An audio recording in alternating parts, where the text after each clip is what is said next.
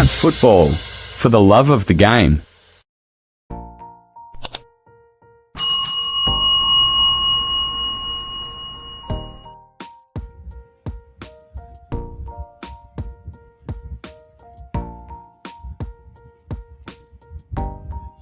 Hello guys, how are you?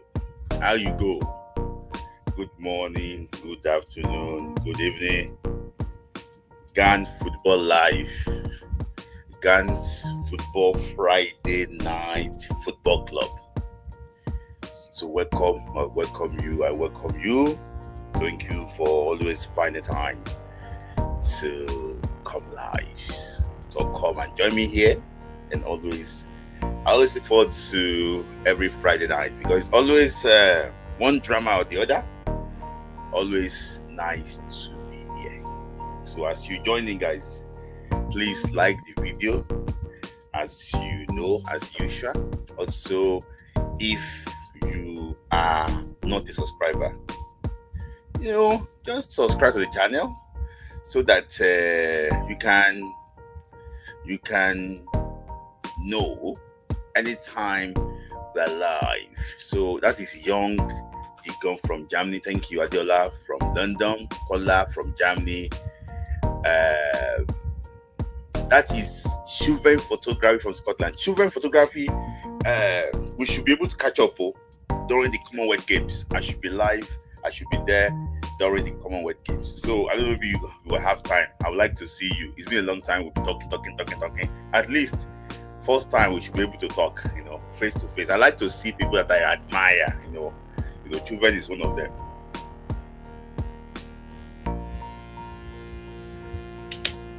So thank you, Charles, my regular, always finding time, and thank you, Felix Peters. Felix Peters we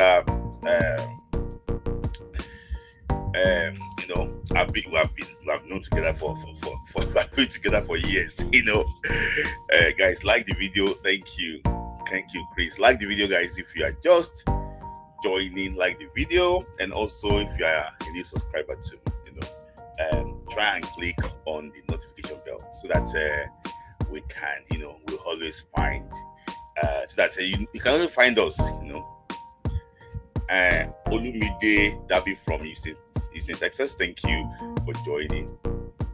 And also, who is there? Oh yes, PJ Sport is a member of the channel. IAU PJ Sports. I think PJ Sports. I offend you slightly. I think you messaged me. I don't know, but I will respond to that. I just remember that I saw it now. He's a member of the channel. Thank you for always joining us here. I think he's joining from America, if I'm not mistaken. Joining from America, guys. So I'm waiting for 50. We are 37 people watching. I'm waiting for 50 people to be here, and I'm waiting for 20 likes. 50 people. J-Dor is joining from Watford in England, and also Olaiwola Olufemi joining from Toronto in Canada. Thank you. This is Femi Olaiwola from Toronto in Canada. Thank you for finding time. We have people everywhere around the world: Canada, America, Brazil, India, Australia, South Africa. Though they don't talk again now. We have people that join from Ghana, South Africa, from Nigeria. Where is it again now? From Germany, France. My man, Monaco Matt, always live, joining from France. We have from Spain. We have so many people from different parts of the world. Thank you for always finding time. We have 45 people watching. Guys, share the video. I want us to be 50. So when we are 50, we can start this officially. When we are 50, I don't want anybody to miss out. So guys, like the video too. Okay, we have 20 likes now. Still not up to 50 people actually watching, but share the video. Maybe probably I will start in the next 1 minute so that we don't spend too much time here. So Bevo's Spec 24 joining from London. That is how is London. Remy Ali, my regular contributor, always supporting Remy Ali from America. I don't know where in America, but thank you, Remy Ali, for always supporting us. thank you, Remy Ali. So guys, so 27 likes, okay. And guys, you have to start because of time. Guys, if you want me to take your question, you can use super chat so that I will be able to address your question. Guys, I hope you understand that I can't address every question, except I will not leave this place today. That's why I normally pick the ones with super chat. So I hope you understand that. So no vex. So guys, we have 50 already watching, and we have 29 likes. So I think it's high time to start. So good morning, good afternoon, good evening. This is Gant Football Friday Night Football Club. I'm your host, Smith Lai. Loads of topics to discuss today, but as usual, guys, I like to start from the home front. So there's this popular say, the charity always begins at home. Let's start from the home front. Yes, on the home front, uh, Peter Ndubisi Mba, the governor of Enugu State, has been working tirelessly to make sure that the Enugu State, the Nnamdi Azikiwe Stadium in Enugu, is ready for the sport festival and also for Enugu Rangers to play in this year's CAF Champions League. I've been monitoring the progress, through some locals in Enugu State. And they have been working, but I'm not impressed with the level of work that they are doing currently. I'm not impressed with the level of work. So it's that I like when you are doing a project, you always tell us what you want to do in that project. You say, oh, CAF standard, world class. No, what do you want to do in that project that can make it world class? That is what we want. I've been monitoring the projects. Currently, they are doing the medicals now. They are trying to change solar seats. But what I don't like, about the project is that they are painting the stadium.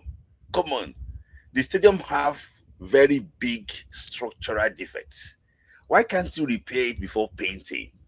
That is my problem. It's just as if you have so many things in your house, and the next thing you're doing is painting. For me, I wish him the very best of luck. I hope that he gets the stadium ready for the CAF Champions League, qualifiers, so that Enugu Rangers can play at home, at least at the Cathedral. So thank you, Puta. I hope that I can complete that. But if I'm being honest with you guys, I don't think I'm really happy with the level, of the projects, going on. Let me just put it that way. All we can see is AI vision. But with what they are doing, for example, now 2 weeks ago, they asked the traders around the Inandaziko Menugun to vacate the place. And Ranger, it's too close. It's too close. Why can't you start from last year? It's too close. It's too close. It's too close. I wish them the very best of luck. That is Peter Mba, the governor of Enugu State, trying to renovate. Say he wants to renovate to a world class facility in Enugu State. So, women's football now. The Nigerian female under 17 team, they call them the Flamingos. They will tomorrow at 2 p.m. Nigerian time play against the Benin Republic counterparts in a crucial World Cup qualifier. The first leg ended 3-2 in favor of the Flamingos in a nail-biting encounter. And I think that if Kia is not taken, the team might struggle in the second in the second leg. But what I can say is that I wish the team the very best of luck. I hope that the coach can actually the coach can do something, about the team, because I see that it's like I don't know how to say it. The Benin Republic team seems older than our team, but despite that, nobody cares about if they are older or not. All they want you to do is to qualify. I wish the team the very best of luck tomorrow. I'll be watching the game tomorrow, and guys, just search it on YouTube or on Facebook if you want to watch the game. It's gonna be 2 p.m. Nigerian time. So that is that on the Flamingos. So also the Super Falcons of Nigeria. So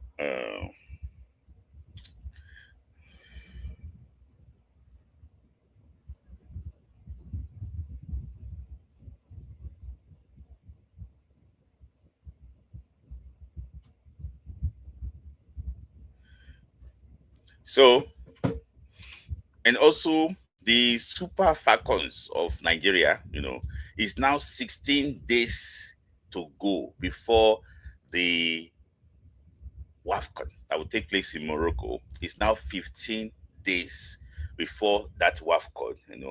And the Super Falcons of Nigeria coach Justin Madugu released his final squad today. I'll be going over that, very soon. And I'll be going over that very soon. So let me just see. I'll be going over that one very soon. Let me see the list. I'm just trying. Did you saw the list? I don't know. I didn't see the list. So I'll be going over that very soon.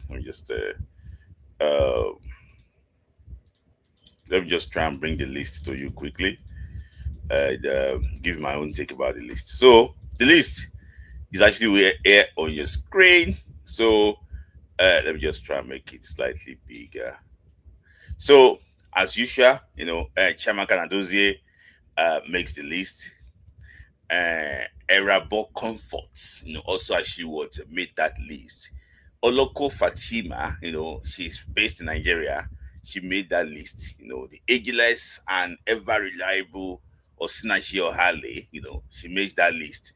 The main Oluwatosin, she's been partnering with what's it called, with Osinachi Ohale for the past how many years now? Was it 4 years? So Michelle Lozier also made the list. She'll be played in her third WAFCON now. She made her debut, about 2 AFCONs ago. So WAFCONs ago. So Imura Rofiat, she also will be there. I think she's a direct replacement for Ashley Plunter that missed out of this squad. Oladapo Shukura, very, very good defender, product of the Nigeria 8 system. Played at the last under 20 World Cup, if I'm not mistaken, alongside Comfort for Laurenshire. I'm happy that she's part of this team. She can play right back, central defense, midfield. So Ogbona Gloria, I don't know, maybe I don't know. She doesn't. There's no business. She's got no business in this team. I don't know how she got picked, but even Issa Sikilari too, the same thing. I don't know the reason why they picked Issa Sikilari there. I don't know the metrics for picking her. I don't know. Maybe I don't think she deserves to be here, but I'll talk about that one later. Abiodun Deborah, happy she's back from injury and now she's part of this team. Good player, reliable player. They call her the Nigeria Ngolo Kante. So Christy Uchebe, workout league Christy Uchebe, she left Benfica about 2 weeks ago. Probably be moving to Saudi Arabia. She's going to be playing in, is it called WAFCON too? So Alimatu Ainde, veteran Alimatu Ainde, happy she's back in the team. Very reliable defensive midfielder. She brings like balance, between in that team. And so I'm happy she's here. So captain of the team, Ajibade Rashidat, also back in the team, was also there. So for me, this is our joker. I think that is Echie Jennifer. I like the player so well. Fantastic player. One thing I like about her is that the way she drives with the ball. So fantastic player. I watched her live during the Olympic Games. Very, very good player. And uh, honest with you, if Nigeria win this WAFCON again, I think depends on the form of Jennifer Echegine and also Jennifer Echegine, Ajibade Rashidat, and Esther Okoronko. So I'm happy that Tony Payne is back in the team.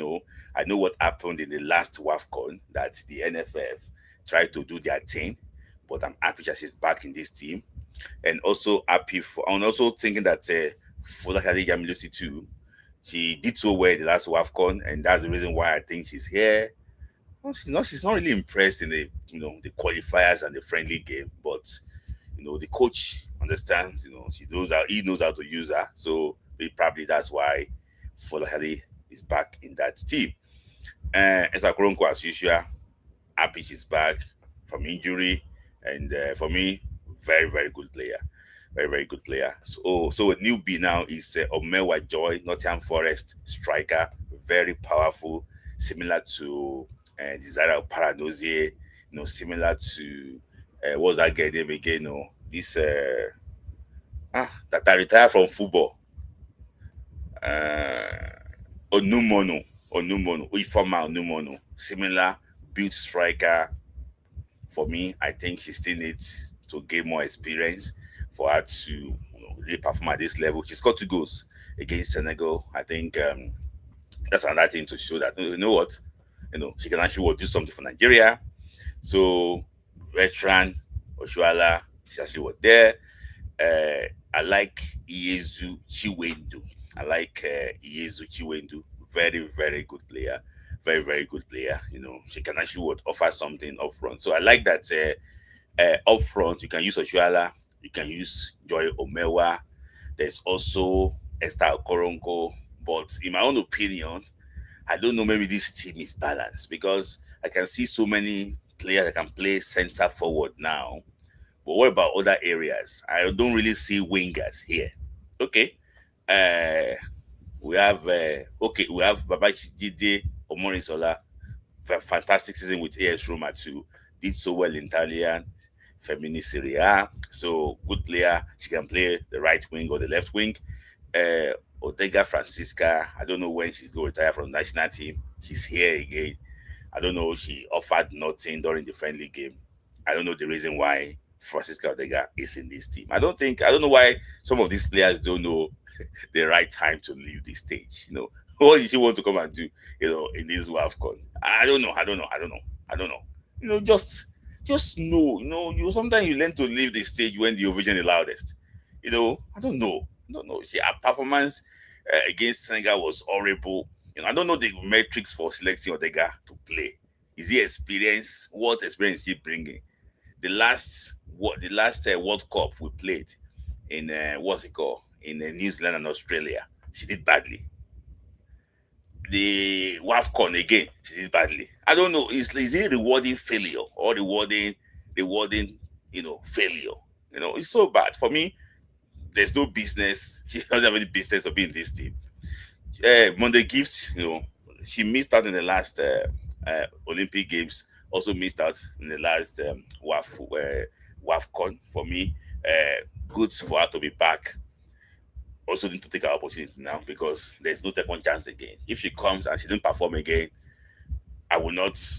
Nobody will come out and say that and trying to think that she should be the World Cup. She needs to take this opportunity now and actually capitalize on it. Also, Ujena Kanu, very powerful player, very sneaky player. And I always, I'm glad she's actually back in this team too.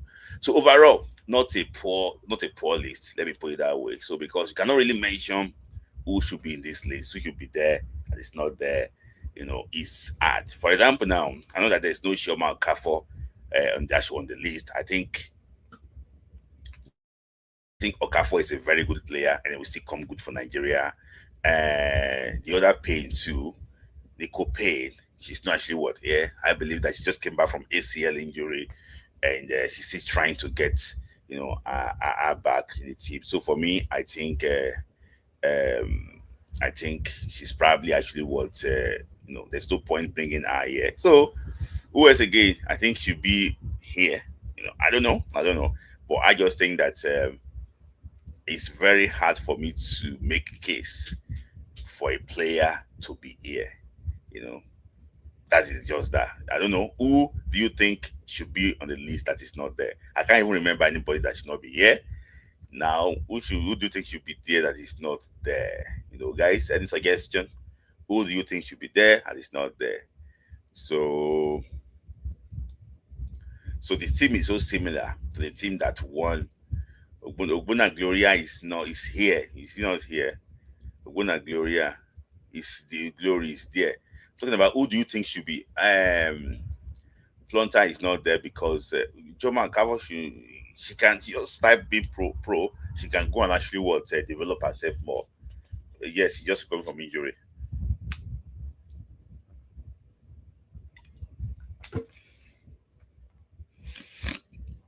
So I should find time to watch them play during the WAFCON. So, but the WAFCON same time with the Commonwealth Games too.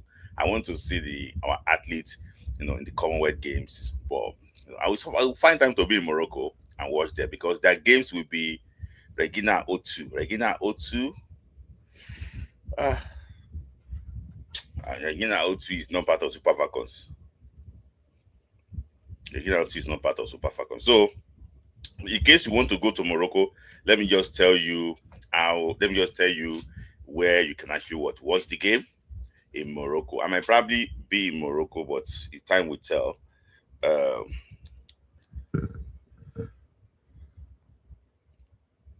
I'll probably be in Morocco, but no time will tell. So I think Nigeria will play and Rabat Stadium, Al Medina Stadium in Rabat against Malawi. So if you want to book your ticket to Malawi. Sorry, not to Malawi, to Rabat.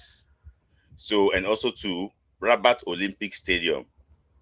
So that's Nigeria against Egypt, Rabat Olympic Stadium. So then also Nigeria against Zambia, Al Medina Stadium, Rabat. So in case you want to go, you can actually go. You can book your ticket. For me, I thought the team will play in Casablanca. I would have liked to go there, but it's in Rabat. It's in Rabat. Rabat is not really somewhere I'm looking forward to go. Rabat is not. If it's in Casablanca, in Marrakech. So, for example, now let me just try and say for quarterfinal. So Nigeria, if Nigeria tops the group, Nigeria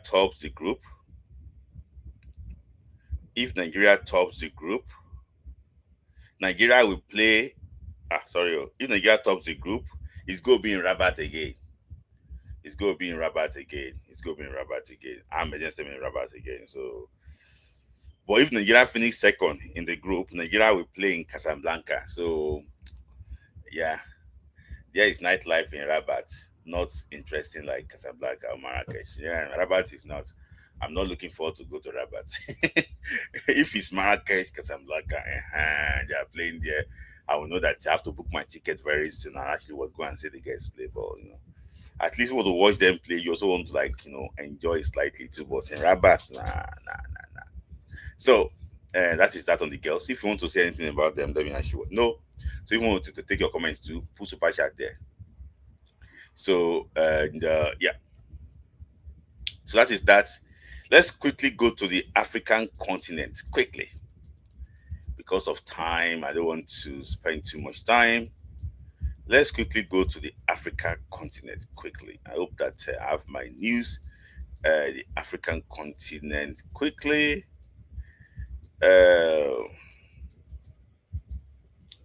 So let's go to WAFU first before the African continent. So today, WAFU, the WAFU B, the West African Football Union, they released the timetable for this year's competition.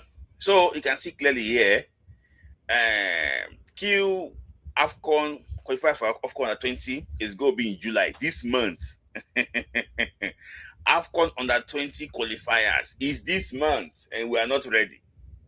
In Ivory Coast from July 26 to August 9. That is this NFF. And we are not ready. So you can see there, July 20 to July 26 to August 9.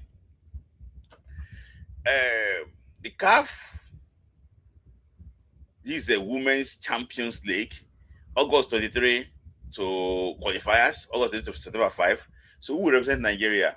Is Edo Queens, if I'm not mistaken. Edo Queens will represent Nigeria in that competition because they won the NWFL. WAFU B under 17. This is my interest. Date 15. Date 15 to what? To 28 September 2026. So sorry for girls. This is for girls. Sorry. So this competition is like it's not a qualifier. It's just for girls. It's going to be in Bok. It's going to be in Ivory Coast. So for Burkina Faso, we host under 17 September in October for qualifiers for men. October 4, October 4 to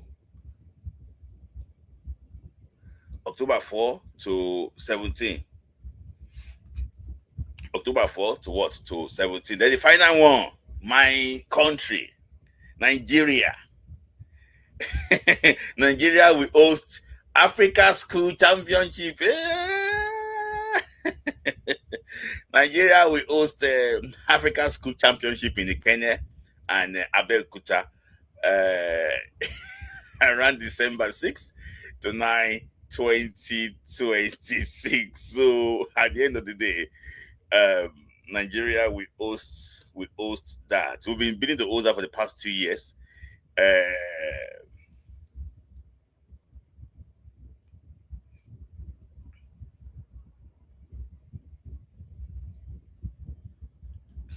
so it has always said disgrace. Okay, continue. It's disgrace. So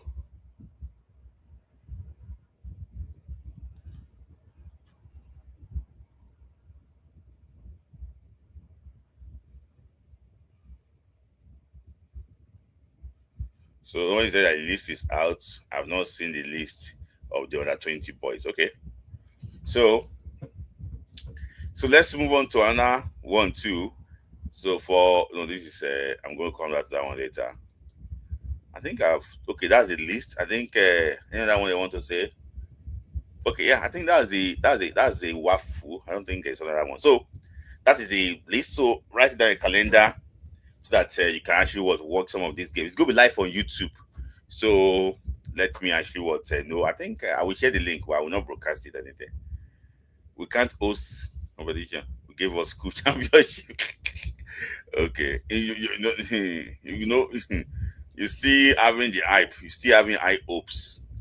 So let's go to CAF. So CAF, Egypt Football Federation, Football Association, said that they want more clubs. They want more clubs in the CAF Champions League. They want more clubs in the CAF Champions League. Currently, see, the CAF Champions League is not making money. The CAF Champions League currently is not making money. It's not making money. It's not making money. It's limited sponsorship.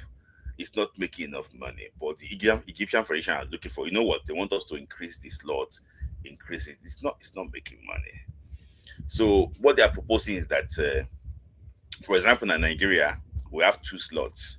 Nigeria should have 3 slots. So maybe probably Shooting Stars, Rivers United, and Rangers of Enugu should play in the CAF Champions League. Then Ikorodu, I think Ikorodu should play.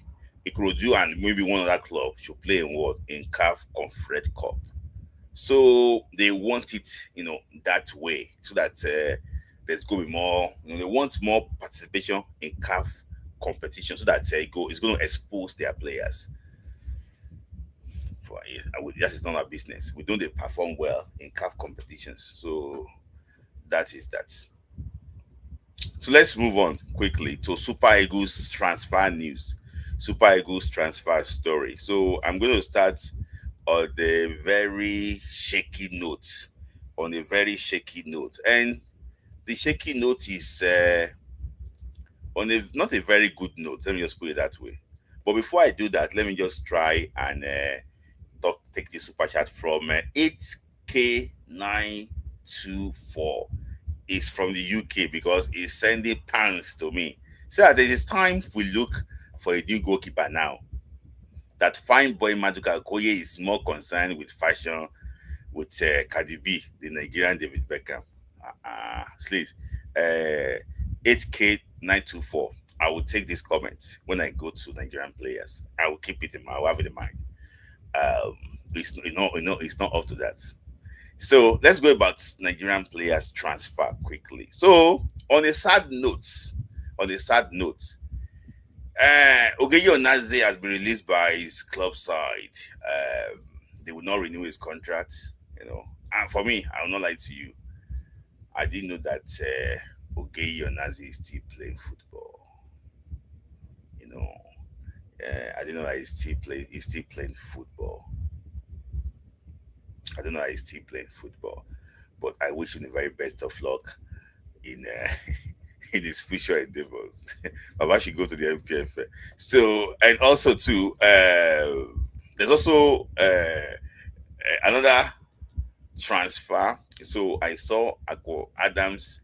He said the move is close to Venezia. It's a very very bad move, and I hope that the move should not materialize because I don't think it's going to help Nigeria national team. So, but today I saw him in preseason with Sevilla. You know, it's better for him to stay in Spain than for him to go and play in a relegation threatening club in Italy. So another Nigerian player too that just signed a new contract with Genk FC is Chris Akpan. Chris Akpan actually extended his contract to 2030 with Genk, and Genk believe that is part of their new project. He's a player that came to the ranks. That I won't lie to you, I've been monitoring this player for the past 2 or 3 years. When he moved from Ivory Coast, I've been monitoring this player for the past 2 or 3 years. In fact, we had two players that playing for Genk second team. Then there's one guy called Biabara. He used to play for Bayelsa United, and the other guy is a striker, and this guy. So this guy, he started as a defensive midfielder, but I just realized that he's now a right back, mostly now a right back. And I saw him, play in Genk this season again, preseason. He played as a right back. He even had a beautiful assist, in that game.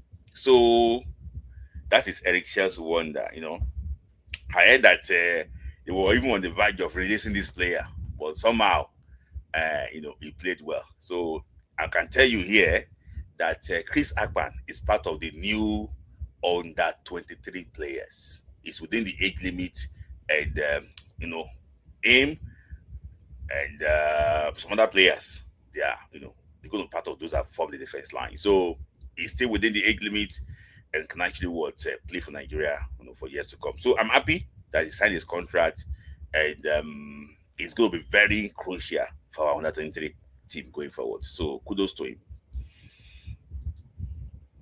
So some of you are dropping interesting comments, but because you don't use super chat, that's why I'm not taking it. So another player I'll talk about is okay. I think I spoke about this player. So Demilade Akarakiri, and good player.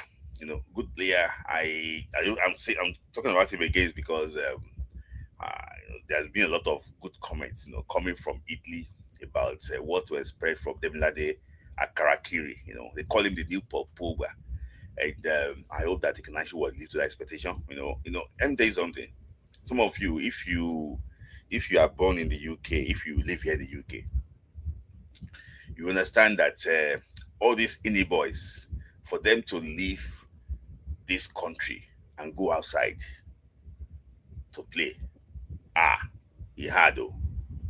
For this boy to leave the UK and say, you know what, I want to go outside and go and prove myself at this 18 years of age. Come on, I give this guy his flowers, and I won't be surprised if this guy become one of the best players in the future, because it's so difficult for these players to leave the comfort zone, their comfort zone. He got offers from other clubs in England, but he want to play first team football. He want to play top flight football, so he went to play in the Serie A. And I'm hearing that Cagliari will not be a small team in the next season. They want to sign what's that guy's name? The former Torino striker. I forgot his name. The former Torino striker too will be signed by Cagliari. So it's not going to be a very small team. They want to build And for them to consider the Milade Akarakiri as part of the project, I like that. I like that. I hope that they can deliver. So, if you don't know, the Milade Akarakiri can play for Nigeria under 23. In fact, he has committed the future for Nigeria under 20 for Nigeria national team. He can also play as for under 20 if they require him. But the problem is this now. I'm just hoping that Nigeria under 2020 can qualify. Can qualify. I'm just hoping they can qualify, because if they qualify, players like Demilade Karakiri can play for them. Players like Otobo for Olympic Lyon can play for them in the future. But they will not release this boy for AFCON qualifier. They can only release this boy for the World Cup, you know, yeah, if needs actually what be. So I hope that they can qualify up to that stage. These boys, get the best players to play for Nigeria at the under 20 World Cup next year. So that is that. If you don't know him very well, you can try and check him out. His profile, you'll be impressed by the Mladia Karakiri. So we also have another today. Today we just got the news. So I already know about this before. I don't know the will be renewal, but I knew that Benjamin Fredericks, Nigeria, see a teenager, he got teenage centre back, right back, will be playing for Brentford first team next season. I knew about that one before, and that was the reason why Benjamin Fredericks did not play during the Unity Cup and also the friendly game. Brentford, they want him to rest very well because they see him as part of the team this season. So they want him to be there. They think that it's now time for them to integrate him to the first team. They think that he has developed enough. He's got international experience, and it's now time. Right back, right wing back, anywhere they believe that he can actually play for the first team.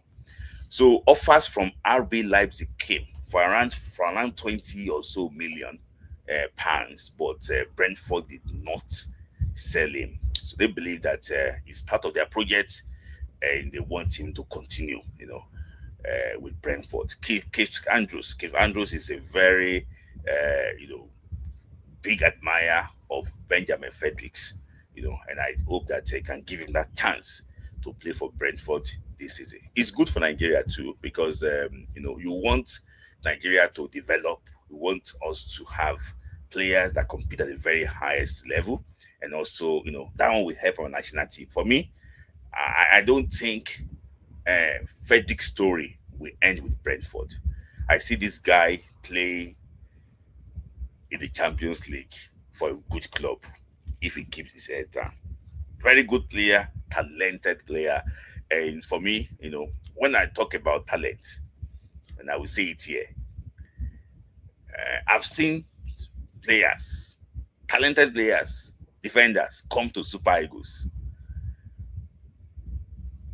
These talents similar to Joseph Yobo in 2001. Similar to Joseph Yobo in 2001. When Yobo was playing for, was he Olympique de Marseille then, or Stade Liège? No, I think it was Marcel. So similar.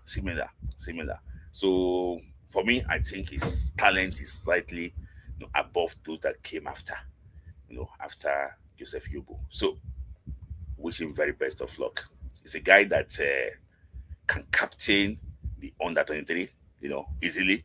And if you look at the way the under 23 is shaping up, you realize that NFF is right to give Eric Shedikon the job. No, not NFF, sorry, NSC. Because if you look at it, you see this boy from Brighton, this guy from Brentford, Chris Akpan. You see the way they're shaping up. You see the way the team is shaping up. It's like something is going. I watched a player. He's called Eguatu this evening. He played for Bayern Munich under 19. Wenger, what a player! What a player! In fact, he's got Nigeria on his passport. So he's not German. He's a Nigeria on his passport. What a player, Eguatu. what a player with the physique. It reminds me of Pius Ndefi, very big player, and as a winger. So I wish this guy the very best of luck. So now let's talk about Super Eagles. Sorry, let's talk about Super Eagles. Let's talk about Super Eagles story quickly. So where that started from? So let me start from Moses Simon. So in Simon, he's a guy that I know that is very timid guy. He doesn't talk that much. Simon doesn't grant interview. But for me to see Simon talking now, I think that is a very good thing. He doesn't grant interview. You hardly hear him talk. He's not the guy. He's very vocal in the dressing room. And so I hear, but he's not really a talking guy like that. Very, very gentle player. I've met him before. I said it. I told you guys earlier. I've met him before.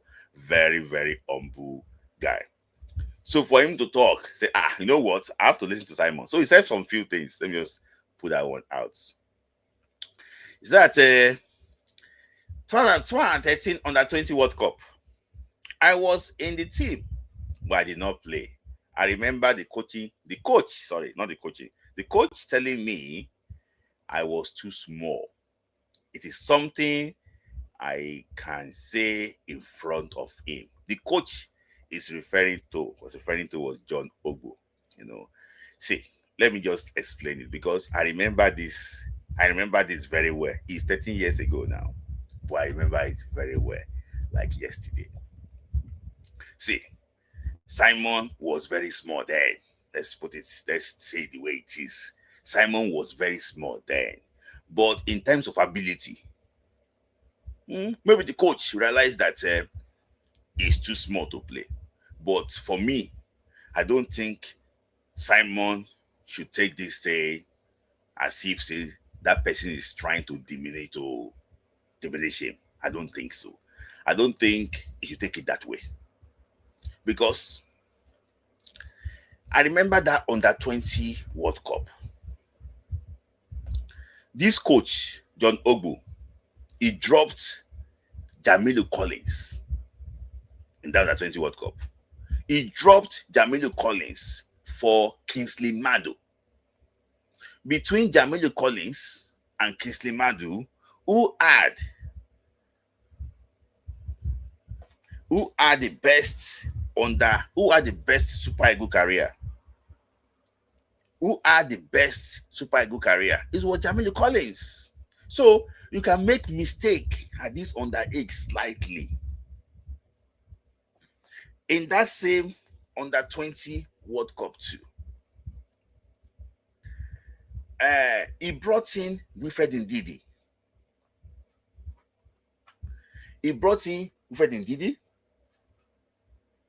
Despite that, Ndidi was just 16 years of age. So, at that point in time too, you realize that it might be the right decision for him not to play.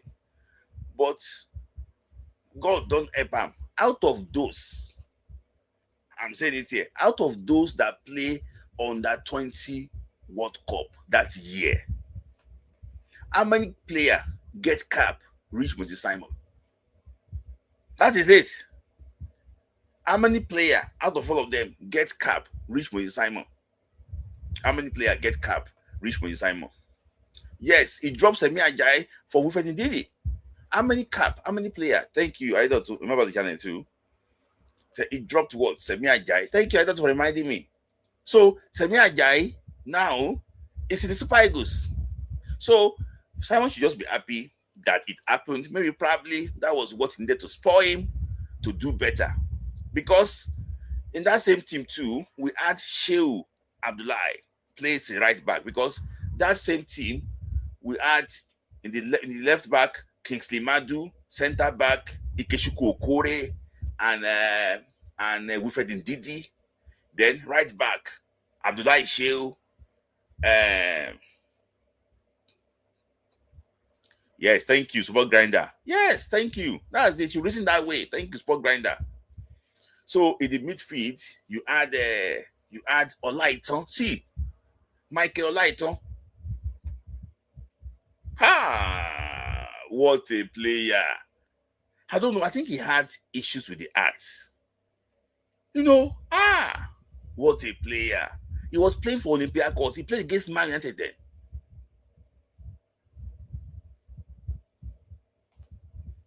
So, okay. Uh, so, somebody just confirmed to me now that Akko Adams has officially moved to Venice. A very useless move. I will not congratulate him. A very useless move to Venezia. Akko Adams has confirmed, as he said, he has actually moved to Venezia. So I'm just trying to get the official confirmation. He has moved to Venezia. So I heard that the travel, that's a very useless move. I will not hide myself. I will say it's a very, very bad move. Ida Amola was right to talk about this move. It was a very, very bad move.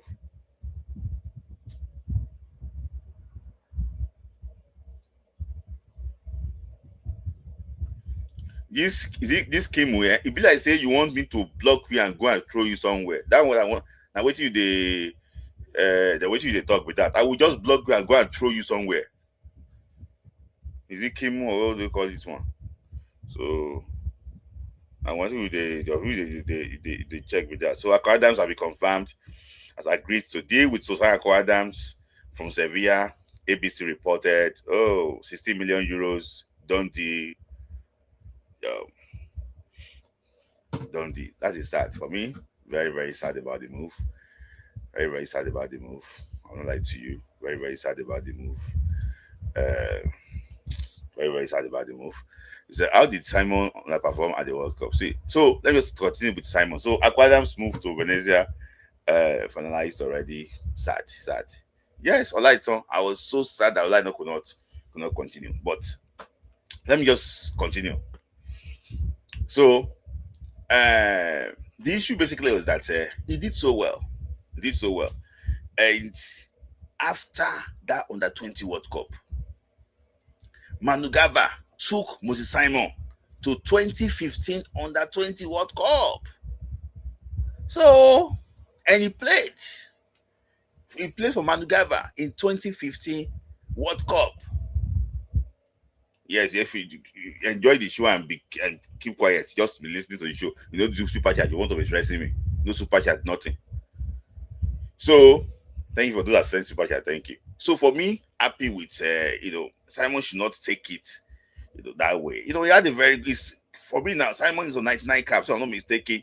Simon will be having, he's going to have like up to like 120 caps, before leaving the national team. So it should not be upset with this state. I just think that sometimes, for example, now Semi Ajayi was dropped, and they was dropped for Wilfred Ndidi. But both of them now they're together in the national team. So sometimes these things like this happen, just gonna spoil you to do something better in the future. I will not forget about Okoye. So another one is this. You also mentioned that this one, okay. So that I went to Rangers International and trained with them for 3 months. I wasn't signed, but I was training. So I wasn't signed, but I was training with them. In fact, I was the captain of this credit team. One day I was called and told I was dropped, and because I'm not Igbo, they used to call me Oye Hausa. Let me address this matter very well. I'm coming Sport Grinder. Thank you for super chat. I'm coming to address super chat quickly. See, for knowledge purpose now, let me just address this thing. When Rangers was formed after the Biafra War, ended. For me, I don't think the Biafra War ended. Let me just put it that way. But that is neither here or not there. Because sometimes I like when issues are finalized fully.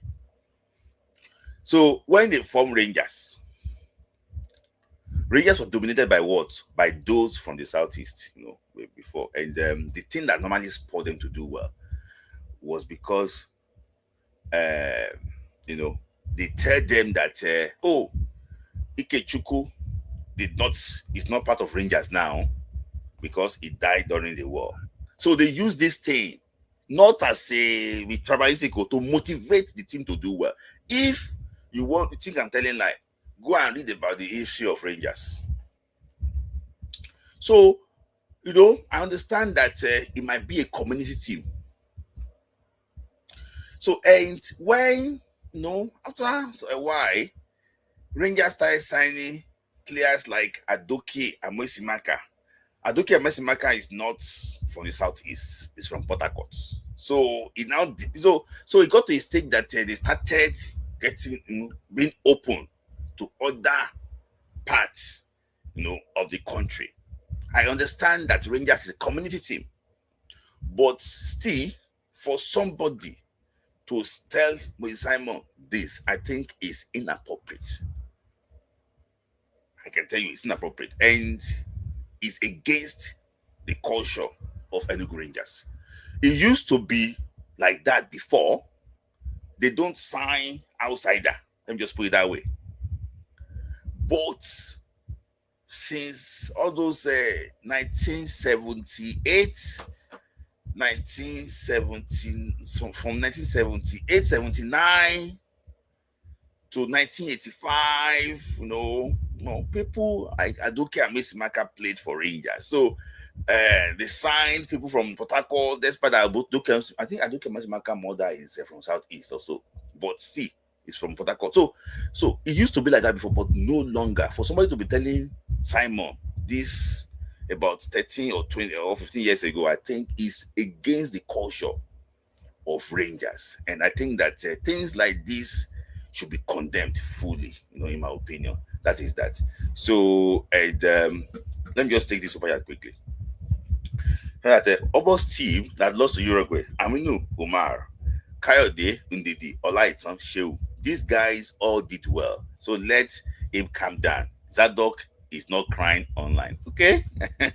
Yeah, I also agree with you because all of them did very well. They were just unfortunate to lose that game against Uruguay. I remember that game vividly. Was a movement, but I don't like their ideas sometimes. Yeah, Rangers was a movement then, but let me just say I condemn what happened. Let me just put it that way.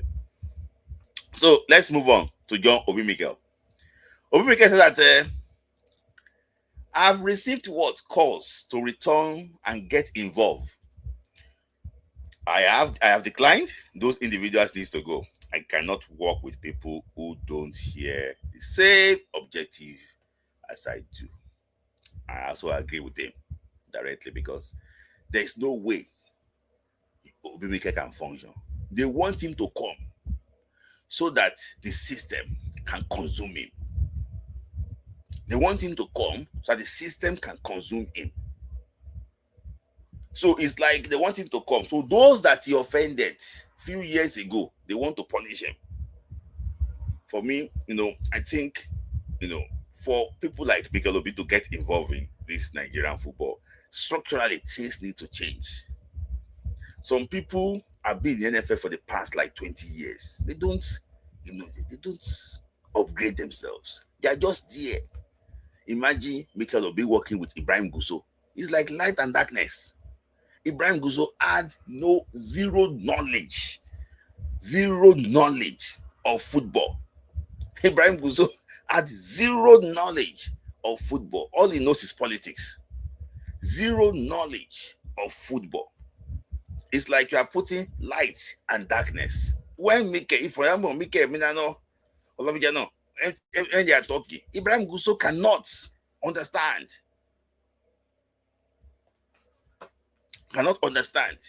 So, in my opinion, we need new NFF president that understands the new dynamics of global football and can come.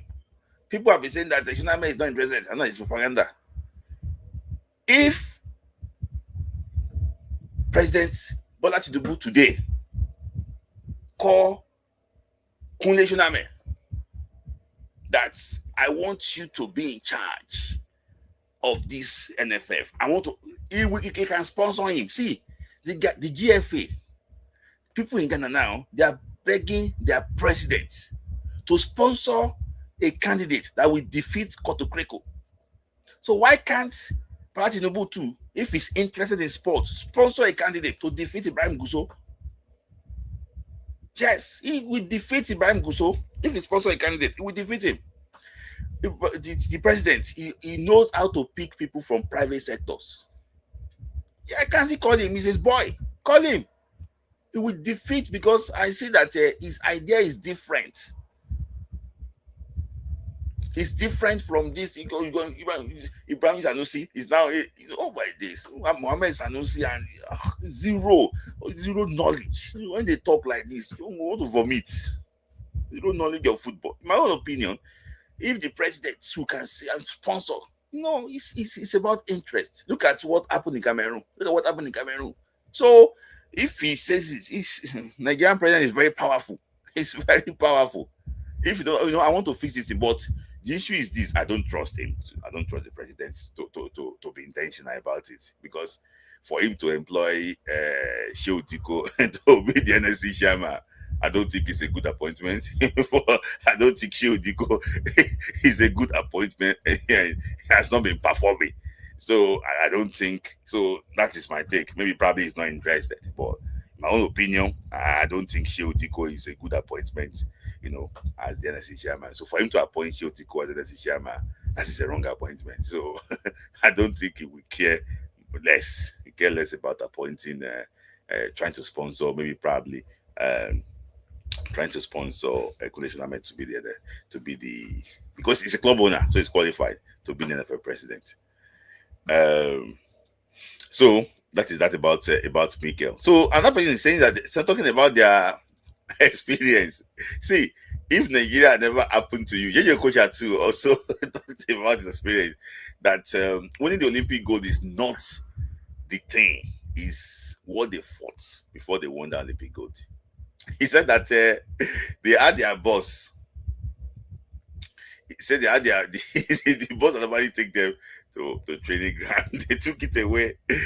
NFF did not pay their NFA there, did not pay their hotel bills. This NFF has been sick for so many years. NFF have been sick for what? For so many years. And I think that if care is not taken, my issue is just that I just want things to change. I just want things to change, because for him to coach experience something like this, those that play now experience the same thing like this. See, experiencing the same thing like this. That means that something needs to change. That means that what Okocha experienced, Mike experienced it, because Mike and Okocha, they are not in the same generation. And what Mike experienced, all these like Victor Osimhen too, they're also experiencing it. That means that all those Zadok Yohana will also experience what this generation experienced. So it's just very, very sad. That's why I said that things need to change. And when things actually change, the system will actually work better for all of us. That is, we are complaining so badly that they have to pay for their meal, for their hotel accommodation. I think doesn't speak well for the national team. So that is JJ Okocha. So let me just think I'm not sure what heading home quickly now. Well, I want to talk about Maduka Okoye quickly. So people are talking about, let me just take the super chat hike. We need to look for a new goalkeeper because of what is going on in the private life of Maduka Okoye. See, 8K924 VHY. This is Maduka Okoye's private life. This Maduka Okoye business. I'll just put it that way. So I don't think he's trying to project himself. We talk about life after football. He's trying to project himself, becoming more popular. Maybe he probably want to go to modeling after. He want to have his own brand after football. So it's not when, I think he's 26 now. It's not when it's done with football, that is where you now expect him to start working on his brand. So nothing, I don't think being with Cardi B will affect his football ability. It's just going to bring more attention to what he's doing. So I want to ask you a question. 8K 924 8K 924. Since in the history of Nigerian football, which goalkeeper have been priced for like 15 million pounds? It's Maduka Goye. He's doing something well on the pitch and something well out of, off the pitch. So I don't think this fine boy thing will affect. He's aware of his look. He knows exactly what he needs to do. Except if he's not doing well. That is that. I don't think Maduka Okoye and Cardi B, they are dating. I know. I don't think so. If you have any facts to back it up, you can show me. I don't think they are dating, and I think Maduka Okoye is aware that football should be number one. And it's good to have this attention. You understand that it's going to help his own brand too. So I don't think it's a problem. Yes, thank you. It's making money. It's making money on one side. Thank you, Shuka. It's making money on one side. So, it's about working for life because we don't want to have Nigerian players finish their career again with nothing to show for it. So, for me, I think he knows exactly where to draw the line, and I think that it's going to come good for me. I think Maduka Okoye will be a long-time Super Eagles goalkeeper. Eric Chelle really likes Maduka Okoye, and I think that it's going to be there for so many years. For me, I think based on what we have now, Maduka Okoye will be the first choice, in September, during the AFCON qualifier, because currently now, Sani Wabali is not playing. And there's no deal on ground now, except he wants to play for Rivers United. There's no deal. I'm hearing different rumors. There's no deal yet. So that is that. So I hope I answered the question. So there's goalkeeper coming on too. We have Otto Konko, Otto Konko coming up. We have his younger brother, with West Bromwich Albion coming up. I think that one will play for Nigeria under 23. So we also have goalkeepers coming up. So it's not going to be the only one there. I can assure you for that. So we also have the possibility of even getting this boy from Germany. What's his name again? Noah Tobolu. So we are covered there. But about Maduka's career, I think Maduka will be fine. 8K. So former Super Eagle player also said something quickly. Let me just address that.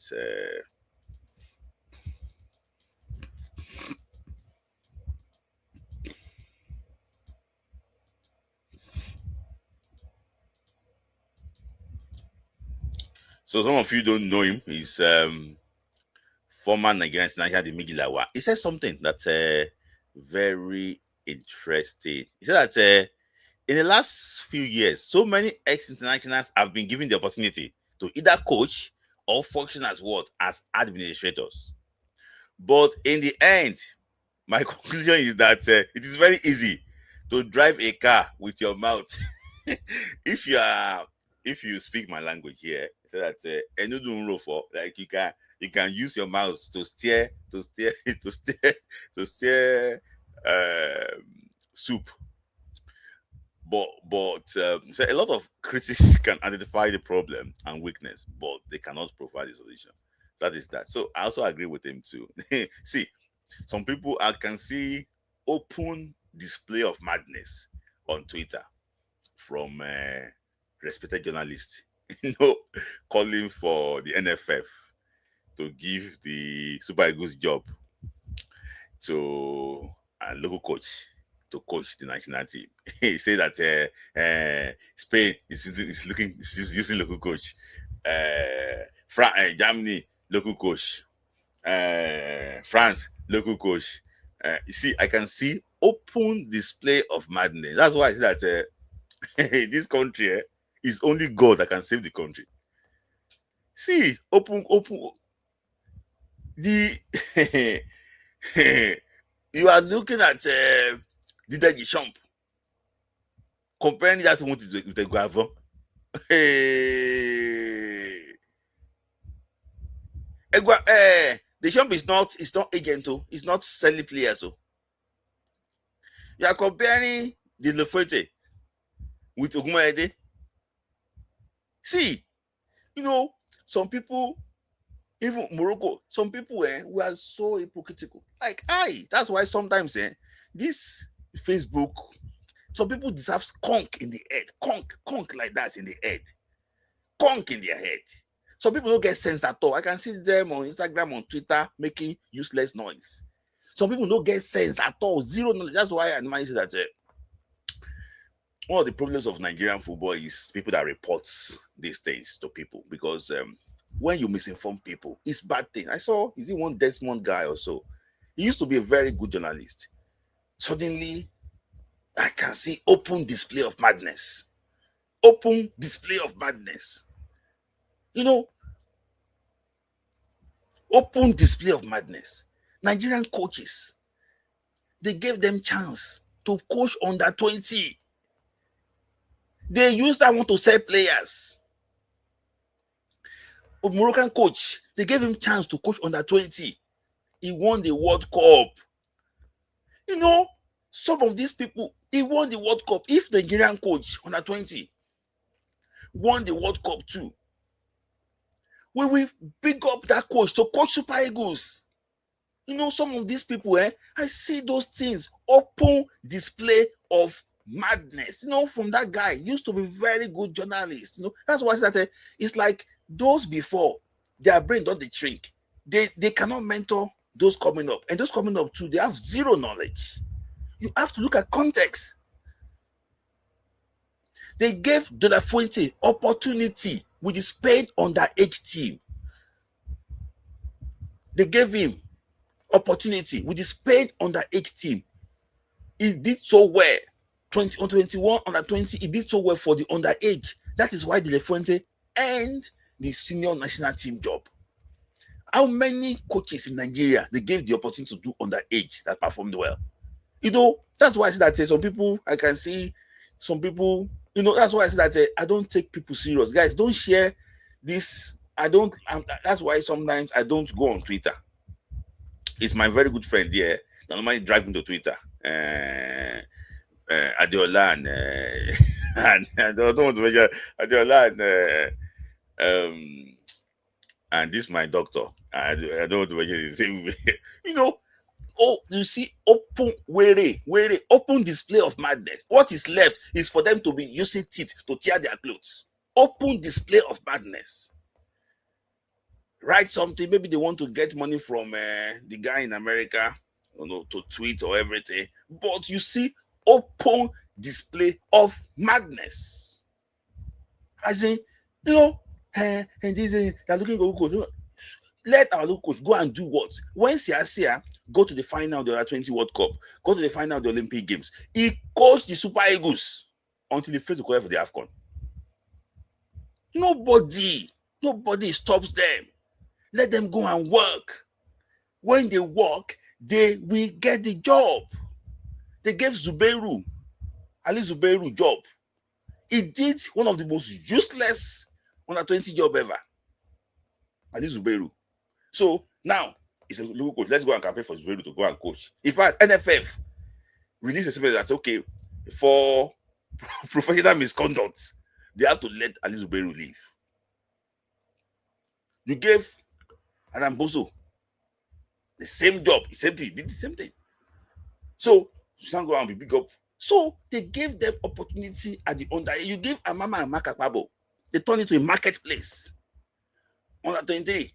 You gave Salisu Yusuf. He turned the job to a marketplace, and you're not clamoring for them to reward failure. I don't joke. Me, I'm a researcher. When somebody is a failure, I don't come close to you.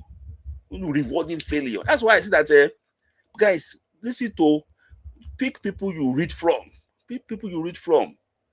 Some people now waiting they go job that they find. So when they pour these things out, I beg you. That's why some people I don't block them. Those ideas I don't block them away. I beg you. Leave context to everything. You give them opportunity. Finidi George was given opportunity. For example, when what's it called? When Kadiri Kana won the CAF championship for Enyimba, they gave him the under 23 job, and he failed to qualify for Athens 2004. So when you do well like that, they reward you. Finley George lost all but one game, the last CAF Champions League, and you want them to what's it called? And you want them to reward failure. Failure for what? Ogunmayede, he played 8 continental games. He won only one. 8 continental games, he won only one. You want them to reward failure. Ilechukwu have never qualified for the group stage of the CAF Champions League before. Ilechukwu, you want them to reward failure. Reward failure. Saisu Yusuf took Canopilas, relegated Canopilas. You want to come in to reward failure. Sometimes I wonder that the people we hear from, I beg, you have to. That's why I don't block so many people. I hate negative. That's why I cannot sit down and listen to people when I see your idea is so negative. I can't sit down and listen to you. You know, people are going forward. It's going backward. Politics, go backward. Everything is political. The team have failed to qualify for 2 World Cups in a row.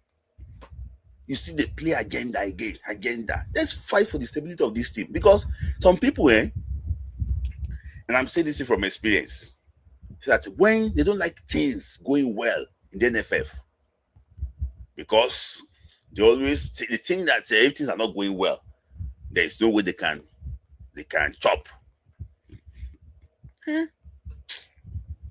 I beg you. It's so bad. Just do something. Do something different with your time. That's why sometimes I hardly see. I made a good old days when I read from people that are, very knowledgeable. I don't think will bear me witness. Very knowledgeable. Read from, this man. What's he called? What is this man? Yeah, this man is with NFF now. Demola Lajire. I don't know what is happening to him now. Very brilliant journalist. Mumini Alao, very brilliant. But look at the one we are producing now. I'm hearing that this one released a statement that hey, well done to Rivers State government or Yakubu Gowon. That's I'm very gay. Sometimes I just tire for them. So that's why sometimes thank you, and the Megilawa. Sorry, I know they like to talk about these people, but it's just that I hate to listen to these people. Sometimes we just say me, oh, look at Simplayi, look at what is going on. They say Edema Fuludu came on Bria FM to say that she go and employ a local go, where they could chop. That's it. That's why you can see the Olodo uprising. Right, telling them that he might bring a coach with 50K. How come? I don't know why we like to go backwards. We like to go backwards. So I think I have one more story to take. I've already spent too much time. So I think that's the final thing. So let me just take super chat from Michel Obi is a very good man. See, Aqua Adams to Venezia. Here we go. For me, bad move. You already know my opinion about that. That's my very good friend Tizi Gogo. That's a bad move.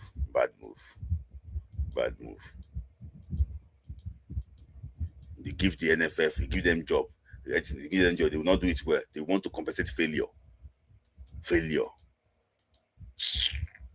Nonsense.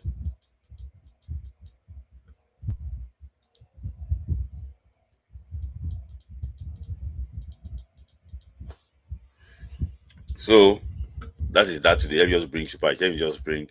So guys, that is that. So thank you, super. Guys, keep it coming. If you want me to answer a question, if you have any pending question you want to answer, you want me to ask, you want to ask me, and I will surely answer. Guys, we are more than 200 watching this live, and only how many likes?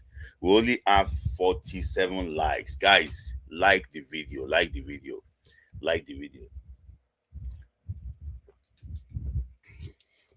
More than 200 people watching and only 47 only 47 likes.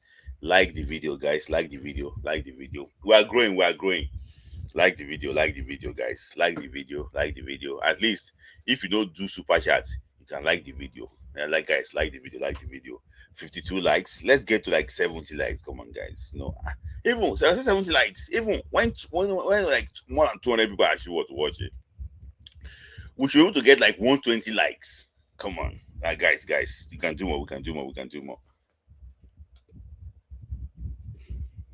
Hey, guys, like the video, like the video, like the video, like the video, like the video, like the video, like the video, like the video. Guys, let's like the video.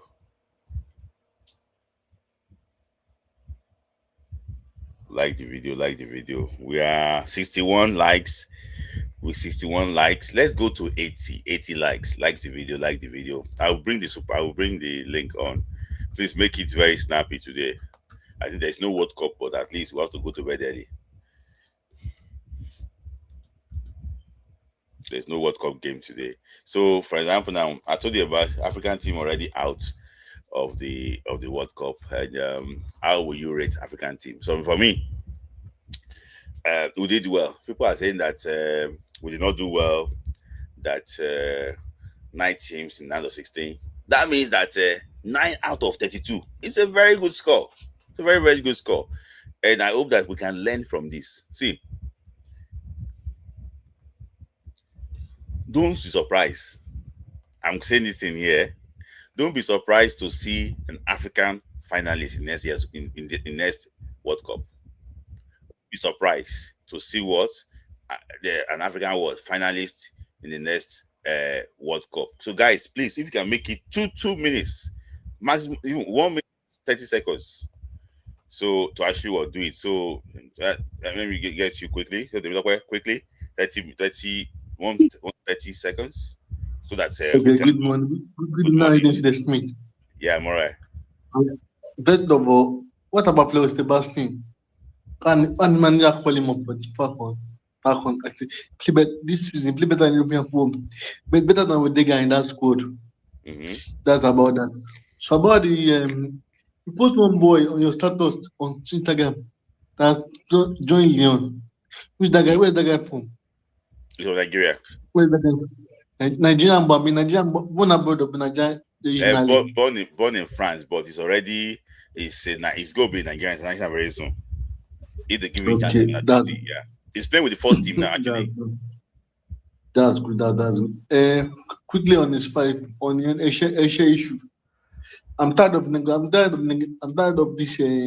back and forth thing. I'm tired of it. They want to say let's time. They don't do the needful. Time is going. And as for the energy chairman, I'm begging him, don't let Gusto undo this Asia contract. Gusto is not somebody that is not trustworthy. Solo do of riding as they call it on that day. So for me, let them go. The pride let them go. About the aqua dance issue, I think maybe the club want to make money. I don't do selling. But going to that club side, I don't know why. We have a good season last season. I can't go to play match. Don't play Everton or Everton or the Lampard squad. Coventry that to go to that election club. Finally, about the World Cup. You say Spain beat France. Have you changed your mind now about Spain versus France? No, it's going to be a different game. I just think. Okay, let me tell you something. Football is very difficult to predict. Wait, let me tell you something. See, let me Spain and find that Spain played the team was Spain find that both team. Find that individual qualities that can change them at any time or any day. They can change. They can the France front four can take on anybody in the world, and they have skill in midfield. They have power too. Spain don't have power in midfield. They have enemy that there's have skill in midfield. But France have both skill and power. So after that, France win the World Cup. I'm fine if I go. Anyway, good one for the good job from you. And for the great manager, I been want to watch it on my YouTube. Just tell me I want to watch it. Okay. So I will get for NFF. Gusto must go. Sanusi must go. You have to start as fresh. Thank you very much, my brother. One love. Thank you. We're always very sharp, smart, and everything. Thank you. Let me just say something to some people that are so that I can educate some people with big idea and Zizo and so on. Let me just educate some people. See, what people don't understand is that Eric Shelle's role now, as proposed, is going to be more like a supervisor. He's going to be able to go to the 20 camp, the 17 camp, and see players and check their progress. See, let me give you an example. See, it has happened before. Clement Westerhoff normally go to Faniamu to go and check how the boys are playing there. It's all Kanu, it's all rumor. And after 1 year, invited Kanu for the 94 World Cup. Kanu was alternate player. In Cairo 91, Babayaro, no, not Babayaro, Tijana Bangida, Gabalawa, they were played for under 23 in Cairo 91. You know, from there, he picked them. Malaysia, Taribo West, Okosha, they play under 20. He picked them. So the issue is for them to be like synergy between the three, the layers of the national team. So they can know exactly which player and which player, the time the player will be ready. So it's, you know, it's not rocket science. Some thieves, let me just put that way, some Ode, they want to make sure that nobody checks what they are doing in that under 20 so that they can sell players there. Nobody check what they are doing in that under 17. They can sell players there. Nobody check what they are doing in that under 23. They can sell players easily there. It's not meant to be like that. Everything is about selfish interest. They say, you won't say player, the home base player, when they carry going Cup now, one of them is going to Kenya to go and play. Maybe that's what they want to do, to go and be played in Kenya, so that small change when they come.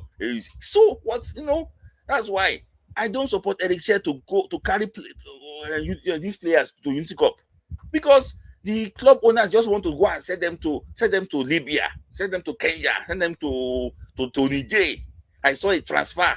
A Nigerian player is going to Niger Republic from Kogi United to Niger Republic. What nonsense is that?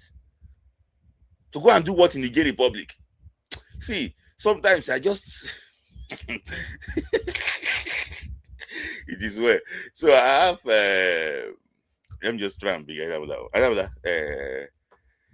yeah, thank you for joining. I think I'm more being too because Prof Data is not settled yet.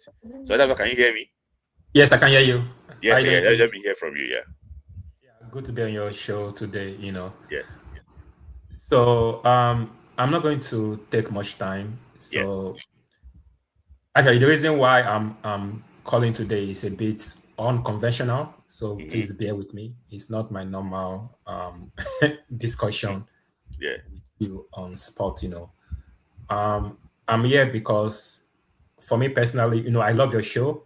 Yeah. And I don't normally go live, you know, for personal reasons, you know, because for me, my personal integrity and credibility is very important to me. Yeah. And I also know that sometimes when people give a view, people can sometimes have selective hearing. Yeah. And come out, and sometimes people hear what you are not saying because they already have their own bias or their own point of view. Maybe they're not willing to learn, you know. I'm calling because in your previous show, we are very good friends here. He was dragging my name. And some of the things he said about me, I don't appreciate it. Okay. I'm just clear. That should be unwary. Yes. Okay. I didn't have to reach out to you, but I just said, you know what, it's better for me to clear this because my personal credibility is very important. And I tried to text you on Instagram. You know, I didn't know your handle actually, But Yeah. I'm not on. Yeah, I left social media, and which is one of the reasons why I left social media some years back. But I'll be back. So I'm only on Okay. YouTube. But yeah, I'll be Okay. back on social media. When I join social media, I will share my handle with you. Okay. So I think on Sunday also one of the reasons why you had that live was because you wanted me to give my opinion about Yeah. certain things. Yeah. And again, my credibility is very important to me. Mhm. And I gave my opinion. It is an opinion. As far as I know, your show is not a show for debating. It's a show where we give our You opinions. express. It's more like a sport entertainment. We Yeah. have busy times in life. I just come, we share our opinion, nothing serious. Yeah. And we give our views. And to be honest with you, I've learned a lot from people. Even their views. I love to Yeah. hear people like Sport Grinder, Sport grinder. Uche. Sport grinder is a teacher. Yeah, so I learn from Just like people. you too. You're also a Exactly. teacher. Some people can say the same. That's also Yeah. It's not about superior knowledge. Nobody has Mhm. superior knowledge about issues, and people have different perspective. Mhm. And Mhm. we're not politicians as well. We Yeah. just sport lovers who Yeah. might obviously we can have different views about different things in life. Mhm. Now, one of the areas where, because some of the things that were said, I did not say it, and some of the things that were said about Mhm. me were taken out of context. Mhm. I was talking about the main reason why I was talking about the people who were to be blamed for us not going to the World Cup. Yeah. The reason why I came on that live was to explain to you that I have noticed a trend, and it Mhm. sometimes happens on social media. When people push a narrative, everybody Mhm. jumps into that narrative. Yeah. And the narrative has been that Finidi is the main cause for us not going to the To World the Cup. World Cup. Uh-huh. And the reason, and my own perception, and my own side of it is that Finity is one of the reasons, but it's Okay. not the main So I think reason. okay, somebody is listening to you too. Okay. I think it thinks that you are trying. I think you did not understand his own angle of things. That's why I don't know. Maybe you want to let me can you just join. Let me bring him up. I don't want to. I just want to. I don't want to take time. Okay, all right. Yeah. So, and it's not the only reason. And I now give my own opinion about the fact that, because I don't know if you've noticed, there is this thing about Finidi is the main reason why we did not go to the World Cup. Yeah, But before Finidi, there was a coach we had called Parcero. yeah. And you and I know that. Okay, let's even look at it logically with common sense. Our first two games were probably the easiest, right? Yes or no? Mm-hmm. Because Yeah. we played Lesotho and Zimbabwe, right? Mm-hmm. So these other games we had against Bafana and Benin Republic, those games were tougher games because they have better of even in FIFA ranking, right? Bafana is not a bad team. They were coached by Ugo Bros, who is one of the best coaches, in the world. Then you had Benin Republic, who is coached by our former coach, right? Which Mm-hmm. is Genosgo. Yeah. So even if you look at those two games that Finidi coached, they were tougher than the first two games. So the first Uh-huh. two games, those teams were actually the weakest teams Uh-huh. in our group. Does it make sense what I'm saying? Yeah. So how come all the blames then goes to one man? You Okay. know?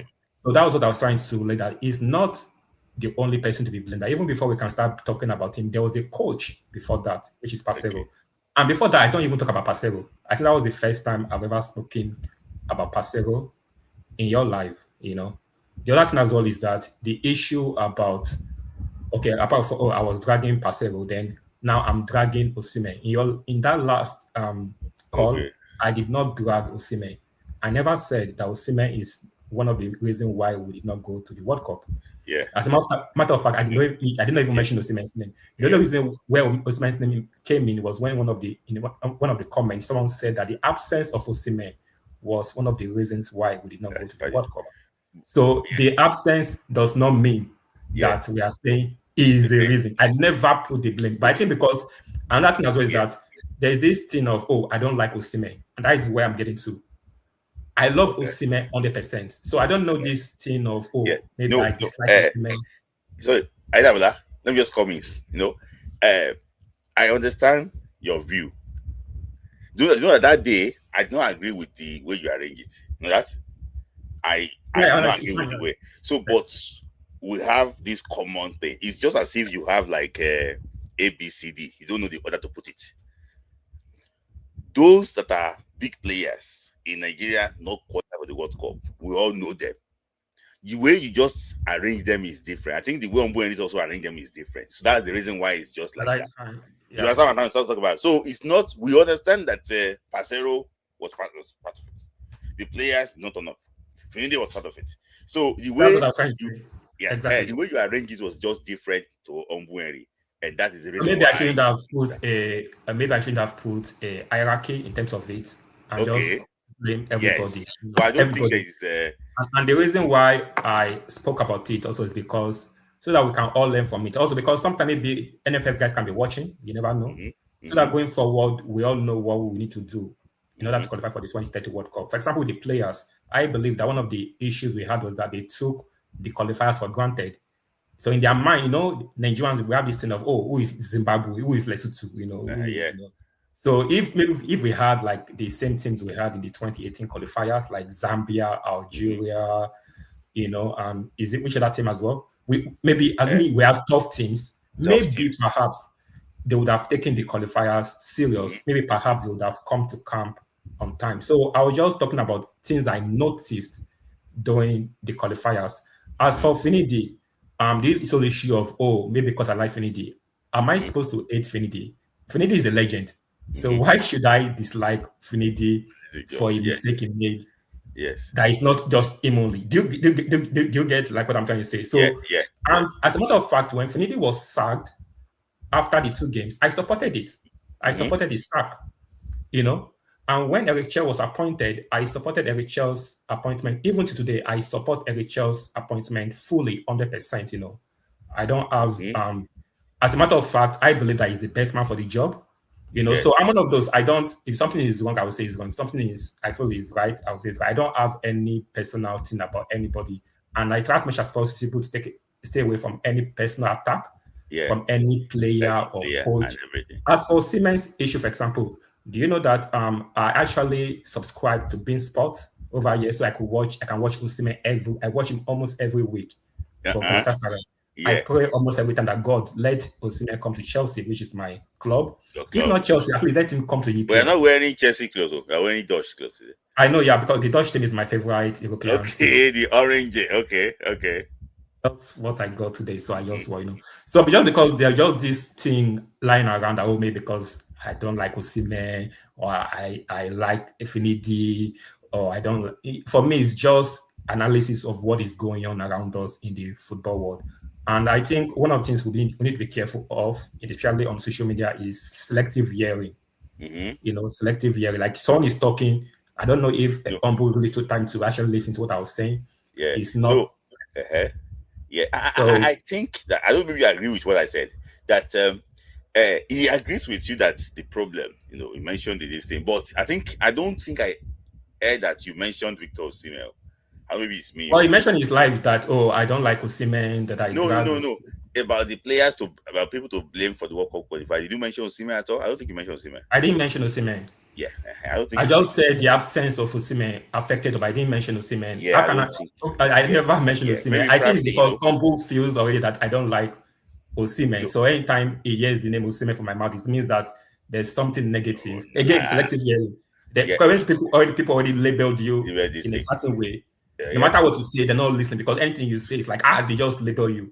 Like people on this show don't know me personally. In fact, some of my friends who see me on this live, they're always shocked that Damola, you are live because we don't know you to be someone that goes on live. Because to myself, you know, and because of the respect I have for you as well, your views, I come in, I share my views.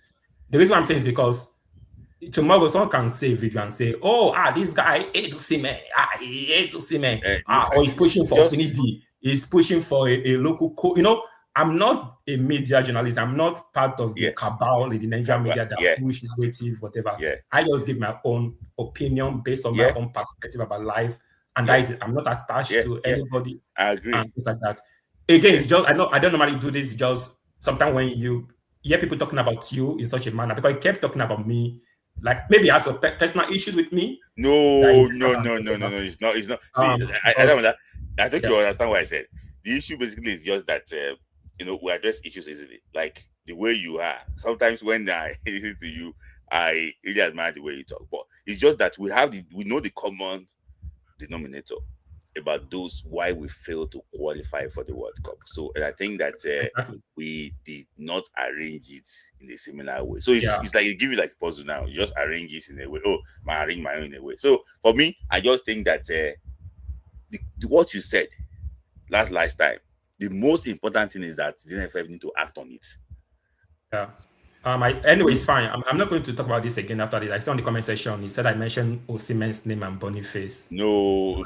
So, No, that is what I'm saying. the absence, unworthy. That's what you go and listen to. He said the absence So of Osimhen. again, So, and this is the reason why I had to come live today to talk about this, because I don't, that's why I say maybe sometimes when people have issues with you, they kind of start hearing things you did not say. And that's why I see it from social media, Because I have never told anybody that Osimhen is the reason why we did not go to the World Cup. I don't know where it's getting that from.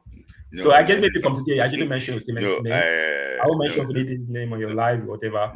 And then after this, I'll probably just pull away from your show and allow people to give their opinions. No, you don't need to do that one. But let me just ask you something. Leave that opinion, because Nigeria failed to qualify for the World Cup twice in a row now. Yes. And if care is not taken, the way they're handling this, it might be DNQ again for the third time. So that is the reason, yeah. And a quick one, that is the reason, yeah. And that's the reason why we have to learn. If we don't learn, it's going to be very, very difficult for us to come on. It's good. It's very hard. So, in my opinion, I just think that they are listening to, because sometimes they are not alien. They don't. Some of them don't even understand all these things. But you have to call their attention to it. That is when they now know that, okay, you know what, this is what's actually what it's just happening. I don't want you to take it that way. It's just like, opinions might differ. For example, now this is my mother now. It was blaming. Was he blaming Eric Chelle? Zizo, no, it's just a joke. But I want to ask you a question. Your opinion was strong on Aqua Adams moving to Venezia, but I can tell you that it's now here we go. What is your take on that?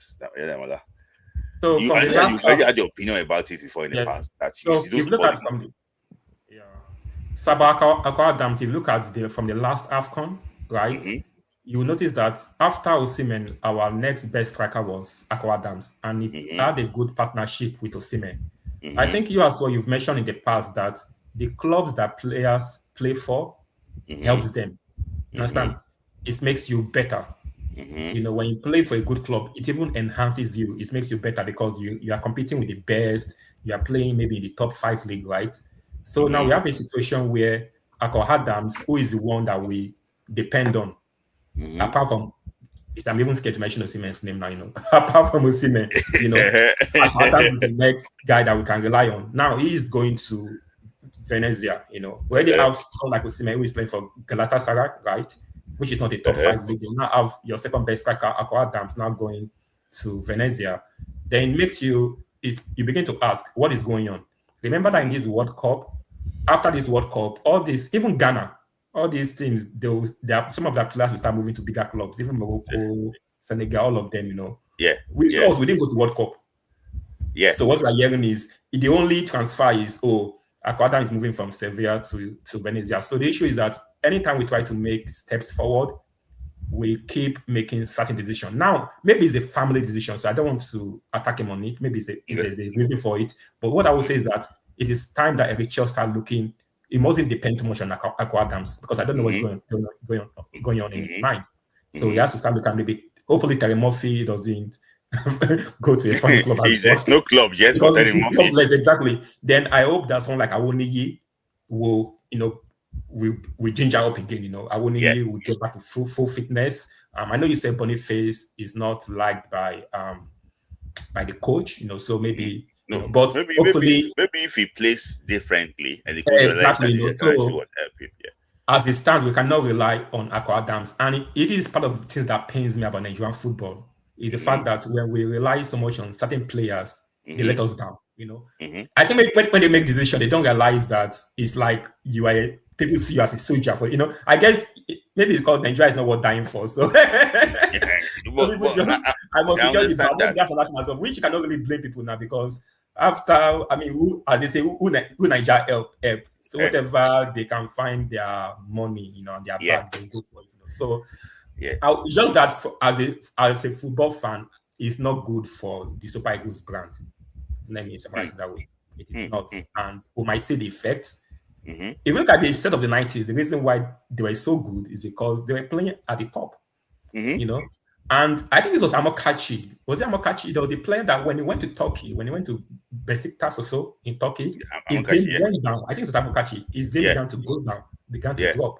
So those are kind of things that affect you when you, as a player, when you move to smaller clubs, it begins to affect you because you are surrounded by players who are mediocre, So but if you are in a team like Real Madrid or Barcelona, you'll be forced to ginger up. You'll be forced to. So I think that is where we are. We need to start having players playing at the top level. And I say this also because I know Nigeria was missing this World Cup, and people will be saying things like, "Oh, if Nigeria was at this World Cup, we would have done well." Look at the quality of players that Morocco has, Senegal, compared to our home. We are still dragging feet with championship players to come and play for us. The only foreign-born players that have said they will play for us are like the players like Femi Aziz, who plays for champion. I know Femi Aziz is going to obviously get a bigger club. So I'm just using him as an example, right? But you don't really find like any Super Eagles player playing at a top club, So a player like Akko Adams, I thought that after Sevilla, we'll probably move to maybe Atletico Madrid. Maybe something. Maybe EPL, maybe Aston Villa. Even if it's Real Betis, all those exactly, or Real Sociedad, or Valencia. Exactly, that was what I was expecting, sorry. Hold on, somebody asked me to say that since Akko is your contact, I should go and ask him. See, I don't discuss family issue here. I discuss football. It's a personal issue. Yes, it's a personal issue. If we discuss football here for footballing reasons, it's not a good move. That is it. There's no white and black about it. It could pay him financially. I like Akko Adams. I like his brother. And I saw his brother in AFCON. Very good from a very humble background. Very good family. But for footballing reason, it's not good. As a fan, as a fan, it's not good. That we see, it's not a good move. Because you want to play against a team that you go be defending. Look at what happened to Silvestres when he went to Cremonese. The same thing too. Exactly, it affects you. The performance can affect you as a player. Yes, even this guy, Akisomiro, the other guy, what's his name again? Duro Simi, the same thing. He went to Pisa, the same thing affected him too. So for footballing reason, it's not a good move, but it could be family, it could be money, which I don't mind. But see, the issue is this: what we care about is football. It's Super Eagles. How it's going to be good. That's what we care about. So it's not. No personal attack, no personal attack. Now, if it's for personal reasons, then that is his own. Then if people are making decisions based on personal reasons and not football reasons, then it's now up to our coaches, the NFF, to now start looking for alternative. That, hey, seeing this footballer say that family is the zone, whatever, let us start looking for alternative because we cannot. I don't think people understand that all the African teams are leaving us behind. I don't think people realize that. Because like you see Ismail Saibari going from PSV to Bayern Munich. And people are making serious moves. People are making serious moves. Someone just mentioned that. You see, Tola Awokadari as well, who we thought that, moving from Belgium to the EPL. I didn't talk about it. See now. So these are the problems. Like I don't know what's going on with our players, but we need to be very careful with the Super Eagles brand. And also, sorry, continue. And also, if you are trying to attract all these foreign-born players as well, I mean, I'm not trying to, sorry to say, but imagine you're trying to get someone like Real to come and play for Nigeria, and the players are in front of him are players playing in small clubs in Turkey or playing in Belgium. It will be like, even this Nigerian brand is not a serious brand. Do you get what I'm trying to say? Yeah. So it's high time that we start taking the Super Eagles brand very serious, And that takes me to the next thing, which is about Eric Chelle. I'm so happy with what is going on about him. I heard, I don't know what you think about this. I heard something about, I think, was it Elegbete? He felt a certain way about Eric Chelle being the under-23 coach. Because he said that in modern day football, the under-23 coach should be different from the senior, from the national team coach, right? I get where he was coming from, but I think for the Nigerian brand as it stands now, our underage system is about to collapse. Yeah. So the under 23 is our only hope as it stands for the Mhm. future of the Super Eagles. So the under 23 team should be like a feeder team into the Super Eagles. So based on that, I think it's a good thing that they made Eric Chelle the under 23 coach, And I see his appointment more as I think they're trying to explain it. I think for people who might not, maybe who did not really watch Nigerian football in the 90s, I think the position is called technical advisor. Yes. So you are a technical advisor for the national team. National team, So yes. you are the overseer. Overseer, yes. That's what Yeah.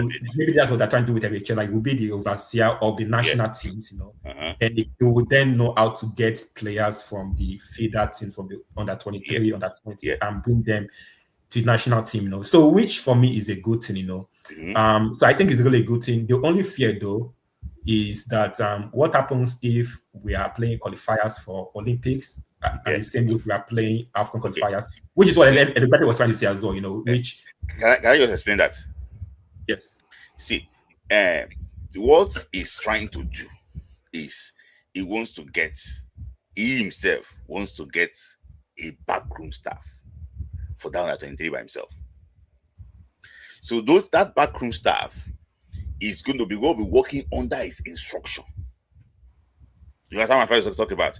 So anytime there is no conflict of this day, it's going to oversee them. But they're going to, I think the aim is to make sure that they select certain players that can fit in to the Super Eagle project in the future. So that this formation that we play, we don't have local leader that plays it. It's 4-4-2 and inshallah. 4-3-3 inshallah. Nobody, there's no even structure. I don't know if you watch the local league very well. So I think he's trying to have like a different background, which so I hear. And those backgrounds have said they have been looking for players, about 50 players already, that can work with them. So in case there's a clash, they're sorted. So it's just going to be overseeing that. The same thing too, under 20. He wants to be coming to the camp of under 20 to see how the players are performing well. I don't know, maybe he's going to be welcome to see who and who can, maybe play, the way Costa Rica used to do. This player can be ready in 2 years, like 3 years, like Okosha. Exactly. Maybe not now, but things like that. To do that. Same thing with under 17, like Kanu, Mumbe Kwaraku, all those rumor. In 3 years they should be fine. Where's Kanu moving to? Remember, what I came with as a winger to 93 Japan 93 camp. Say as a winger, yes. Now what's up with as a winger to come and check Kanu? Are you serious? Yes, that was 93. When Fanyamun was the coach, Westerhoff, they were in Papenda. Westerhoff brought him as a winger. As a winger was now suggesting to Fanyamun to play Kanu as somewhere as a number 8 or so. Maybe that is where Wenger has been. Is that eyeing or Arsenal later on 6 years after that? Yes. Wow. You see, this is what we are talking about. This is what I'm talking about. So he went to check. So this is what we are talking about. So it's not about this thing. Also, because of the thief that they want to steal. They want to sell players to Europe. They don't want anybody to know the shady to oversee them because they want to. That is why they are fighting. Where balance follows. Yes. So for me, there's nothing. See, Babangida, I don't know if you know, he was in Cairo 91.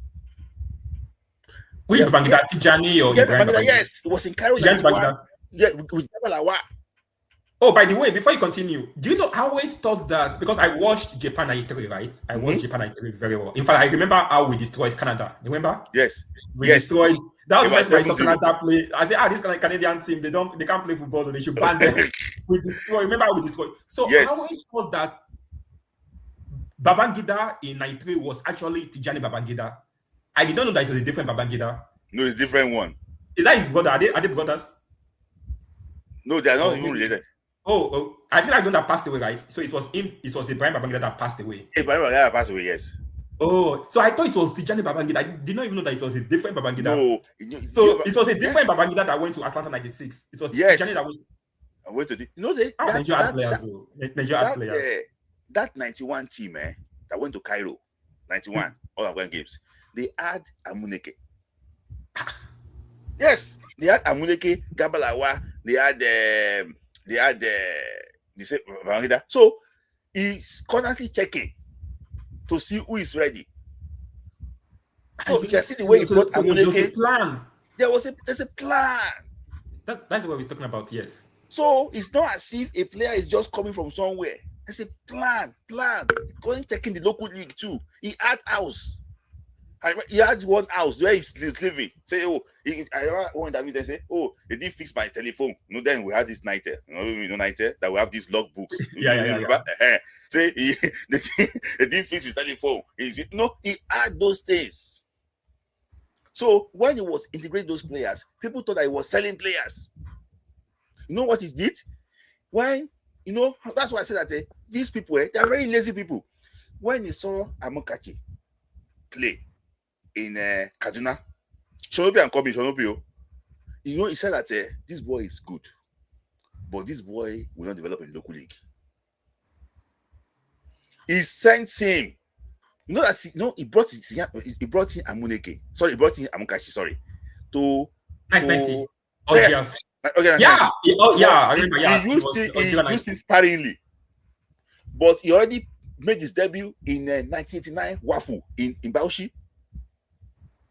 A quick one. I always thought that I know there was one Okocha in 1990. I always thought it was JJ Okocha. But I'm like, JJ Okocha was too young. That was Emmanuel Okocha, the brother. Emmanuel Okocha.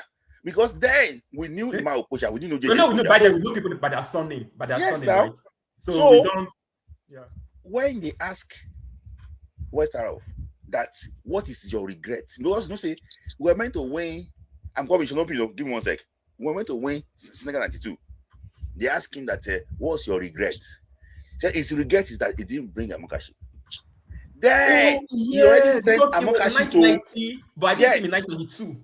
Yeah, because he was already in Club Brugge then. He didn't want him to lose his place in Club Brugge because planning.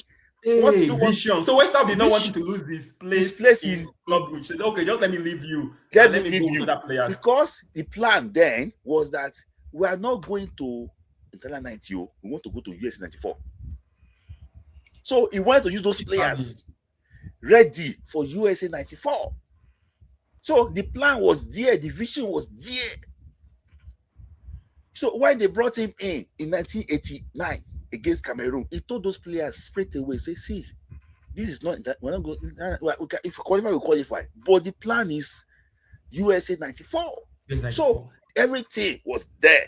So it's all those moves that were made. It's not selfishness. It's planned. It was planned out. So we can say that the move that West Ham made in 1990 is similar to the move Eric is trying to make now. These young guys now for the next 4 years. Yes. Check Moses Simon. He said it in his interview that some of us will be fans in 2030. He said it clearly. Yes, now he said some of us will be supporters, will be clapping for these boys. He said that the team is moving on. He said it. So what Simon is saying is that as fit as he is, or even himself, he's not sure of. He's not sure. Even though he's one of our, I'm sure he's one of our fittest players. So the issue is just that there must be progression. That's what he's trying to do, and these people are trying to scatter it. And one thing as well is that it shows you that no country gets the result by chance or by luck. Yes. Because for so many times we always think that just let's go. If we win, fine. We don't win. Morocco, where they are now, it's not by luck. It's not by chance. Years of planning. Yeah. So yes, they were out of this World Cup, but they already have a under 20 team that won the under 20 World Cup. That is going to shock the world in the next 4 years.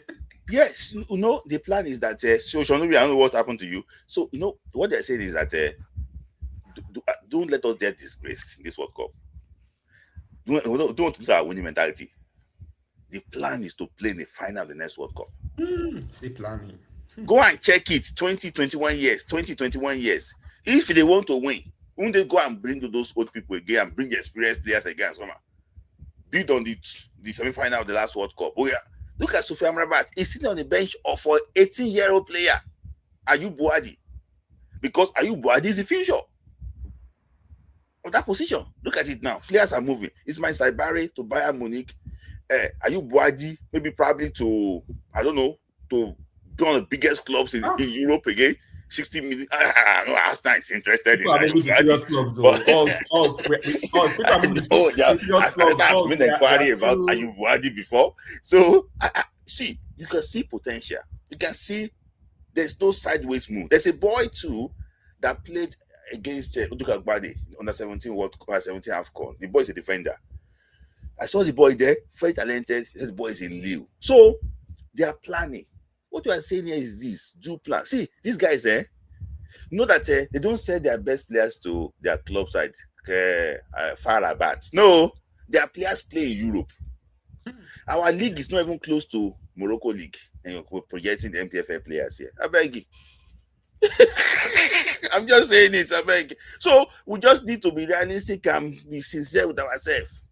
And Smith, let's pray that Eric Chelle does not leave. If Eric Chelle leaves, I might not even watch any of our AFCON qualifiers or World Cup qualifiers. I might just have to stop following Nigerian football for now, because I don't know how we're going to do it. Eric Chelle must remain the coach. And they must pay him whatever is due to him. A quick question. You spoke about the fact that he's trying to bring in a backroom staff, right? Who is going to pay that backroom staff? Him. You, from that $100,000? Yes, but the backroom staff of the Super Eagles will be paid by the NFF. Even that one, let's hope that they fulfill that. No. Nigeria matter. Nigeria matter. Nigeria will shock you. I know. Any final thought from you, Adamola? Yeah, I mean, just that. I think for me, the reasons why I've been saying things I've been saying, looking from retrospectively from our last qualification, again, it's not because I'm trying to put blame on a specific person, but it's for us to see where we made mistakes from the players' point of view, from the coaches, NFF, and to make sure that we don't make the same mistake in 2030. Hopefully, they can all learn from it. The players, NFF, even with our coach. Hopefully, they don't fire the coach. Hopefully, we have that progression, just like as we said about Wester off. And I'm telling you that if we can maintain the momentum, yes, we might not have the infrastructure that Morocco has. We might not have the development that they have. But with the little that we have, I believe we can shock the world in 2030 World Cup.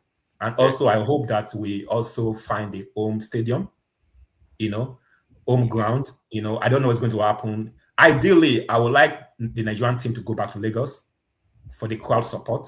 Abuja for me is not even the place. It's Lagos is our, should I call it the spiritual ground of the Super Eagles? Yeah, that's but why no matter what it is, the Mexico Azteca is not the spiritual ground of Mexico. Look at Wembley in England. And have you seen that Mexico Stadium? That place is a slaughter ground for teams. Yeah. How England won in that stadium for me is a mystery with a one-man down. So that's I'm not a fan of the English team, but I was like, England, I give it to you. Like nobody wants to play that Mexico City Stadium. Nobody wants to play there. Nobody wants to play there. So we need to spiritual ground, which is Lagos. Yes, like a place. Just like that when you say that when you mention we are going to Surulere, because they know already. It's I remember because Bafana, I used to follow Bafana from the 90s, right? And when you listen to the interview, was it Dr. Kumalo or one of the former Bafana players? They said when they come to Nigeria to play they were in the same group with us for US 94? 94, yeah, the first round of games. I think was it 1992 when we slaughtered them? Was it 4-0 or so? 4-0. When they were coming to Nigeria, they were already shaking, like Surulere Stadium. So even the fear of your stadium should make the opponents lose. But now teams are not even scared of us again, because they've seen that we lost 1-0 to Equatorial Guinea. It was Central African Republic. Remember under Genezro? Yes. When we lost. Then we drew 4-4 with Sierra Leone. We drew 1-1 or so with Cape Verde. So since then, I think we lost 1-0 to Rwanda, right? In Rio. So teams don't take us serious again. They're like, we can beat Nigeria at home. Yeah. In the 90s, I remember, there's no way you go to Surulere Stadium and beat the Super Eagles. It is impossible. Yes. So these are kind of things we must also work on as well. These things of small teams coming, okay, maybe not small teams, but teams that are lowly ranked coming to Nigeria and beating us at home. These are the reasons Like why we don't when you qualify want for to World go to Egypt now, you go and play in Cairo.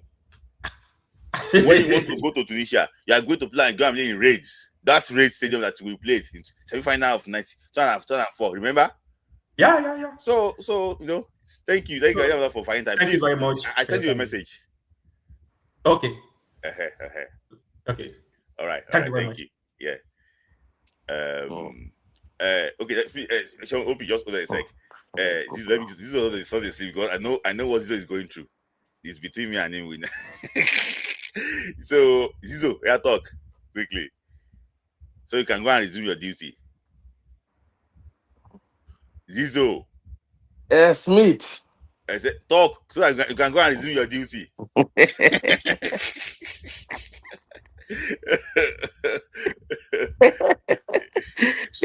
It's not easy, man. Yeah. Yeah. When you were talking about NFF, I've said this thing before a long time ago. I said the NFF is like a secret society. Mm-hmm. You don't want anything light. That's why you see, go and check most of the key positions there.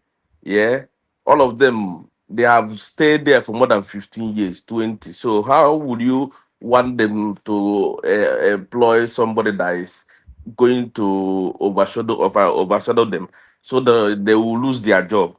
And the most of them that have job there, they employ people that work with them, that work for them. Those people are the one going outside to do all this propaganda for them. When things are not going bad, those people will go outside and then be pushing that they are doing well and they are doing this, they are doing Yeah. that to media. That is what is happening. I've said it before. What is happening in Nigerian government is what is happening in NFF. Mm-hmm. Exactly the same thing. So even our government, most of them, they are singing for them. Like I said to you before, that's why you see they are going to their event and all these things, singing on their mandate, which shall start, because they know they are not doing well. If you are doing well, don't need to associate yourself with any politicians. You understand? It's We might because they still are do not that doing too. well. Yeah, they are not doing well. That's why you see them moving around, going to their houses, going to government house to sing on your mandate. Because Yeah. they know So that people don't like them. That's why they are going back to those people, so yeah. that But they let me will ask have you a their question. backup. Let me ask you a question. You said it already. Somebody asked a question. They said, funny thing with us is this: how can NFF be different from our national reality? So can the NFF be different from our national reality? Zizo? Yeah, it's possible. It's possible. The way So I said it's you possible. want to bring white pap from dark pot? Eh?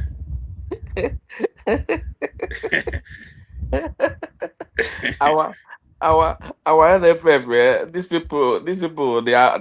I'm tired of them. To be honest with you, I'm tired of these people. They don't want even Mikel. People are saying that time Mikel should come. They tell me even Menaro should come and do what with these people.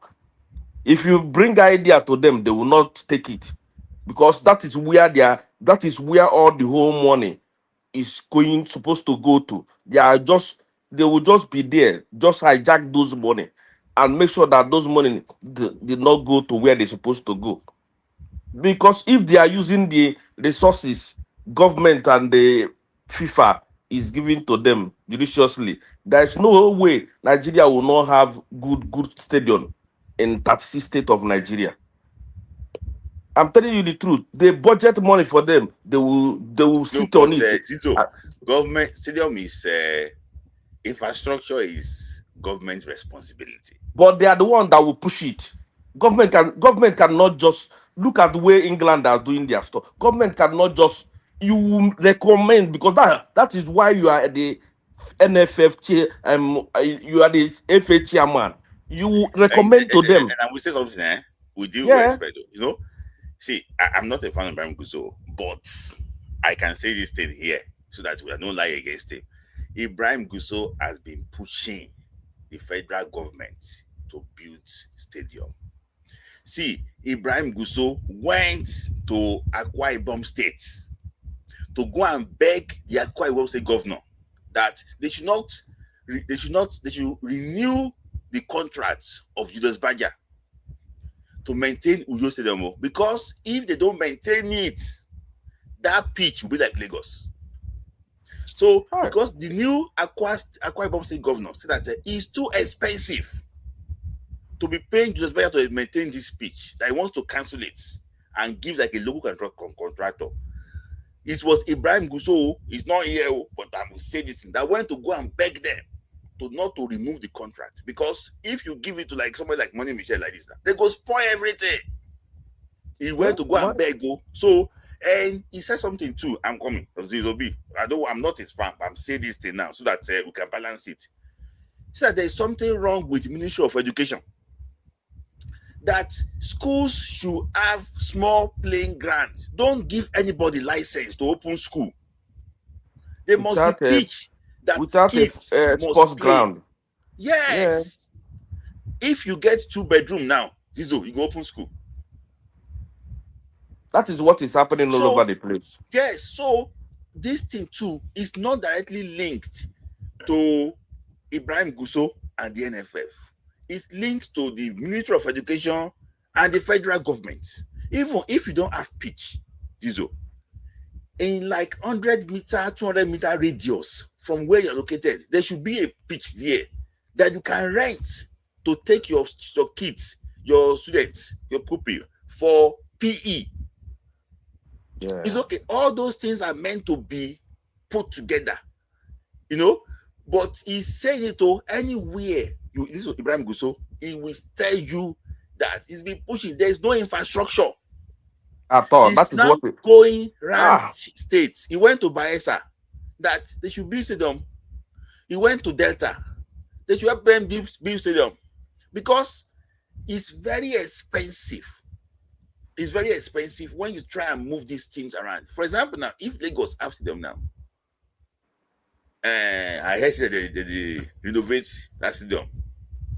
The picture I saw last there is some people smoking around the place. There's nothing is happening there. So, it's not his fault. He spoke to the governor. It is the commissioner for sports. Do something. What we see is to be drawing them with AI. AI is what we see on YouTube. Go and check what is there now. Nothing. Do you think it should go and camp in front of Ibrahim Gusso of Gideon Wolu? And because that project is Lagos State government project. So this thing is so bad.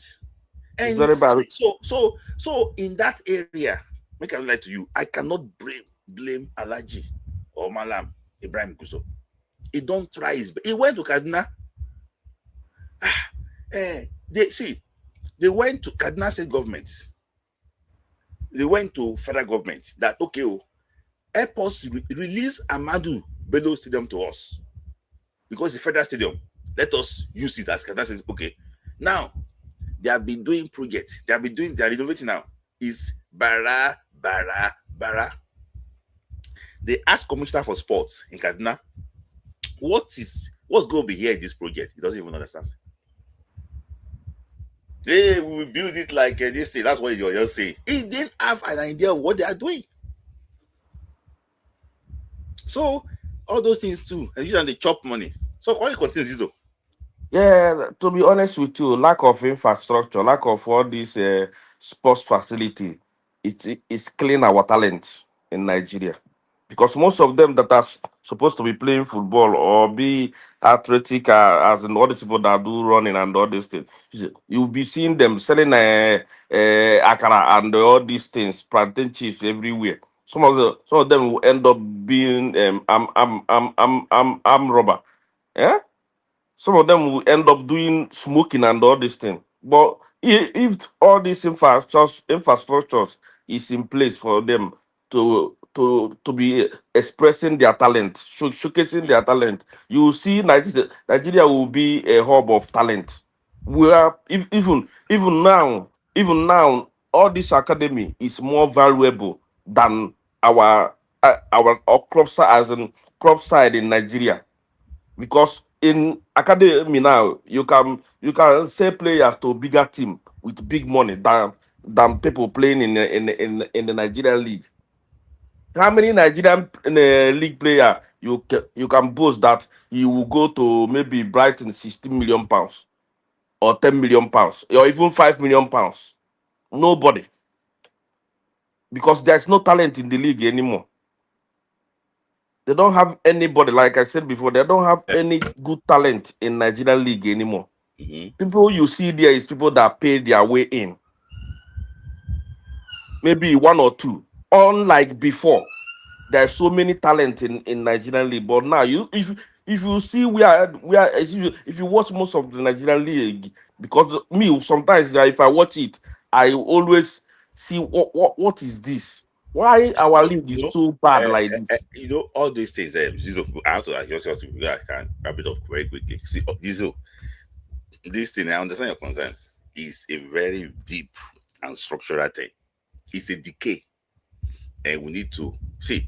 And why is it that we have 774 local governments in the whole of the country? Why can't each local government have a youth zone, stadium, mini stadium, that kids can come here and play? This is where you started from. Not to when you get to the NPFA. NPFA is just a surface. NPFA is like a poverty alleviation program. If you don't get job and you have a brother in the government, he can sign you small for. Go and check it now. Had the one Atland of Uweri. So many lists of players that were there that were not playing, but they were getting salary. Aye. So how do you which account do you want to write that one to? We're not playing members, we're getting salary. Which It's very because bad, man. it's bad. The NPFA cannot employ people. NPFA is not marketable. Cannot employ people. Who they want to employ? They cannot employ people. Look at the PSL in South Africa. You see journalists, you see media, you see everything around it. How many people can the NPFA employ? This is a final thing from you before I take Shanopi, please. Yeah, the last thing I want to say is I think this our Madokokwe, people are bashing the guy. I was like, the person that sent that message, I said to him, he's like you are jealous of the guy because some of them when they talk, you feel their the way they feel about the guy. The guy is on holiday. He need to enjoy himself. He's a fine boy.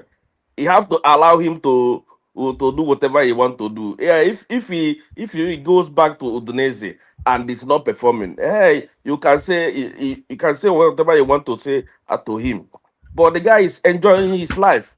If some people are playing and wishing if they are in the boy's shoes, you understand? If they can be like the guy, because the guy is so beautiful. That's why women are crazy for him. He go all over the whole social media, even in America, they are talking about the guy. So I understand how some people feel. So that even as it is now, if this guy keep on Nigeria and he make one mistake, you will see people. People will use. I know. That's how I very said, funny people. I said to myself that Madukoko is in trouble because any day you will make a mistake, they will say, "Hey, remember Cardi B, don't finish this boy." They will remember Cardi B. I know. Please let me leave you guys. Okay, Yeah, thank you, care. thank you, Zizo. Thank you. I will call you Zizo. Thank you.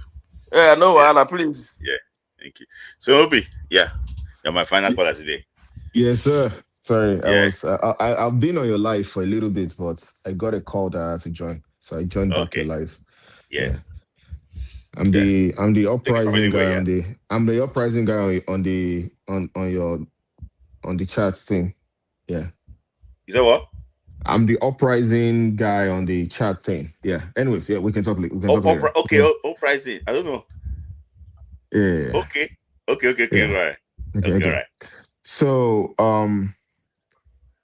okay. So, first of all, they don't call you encyclopedia for nothing.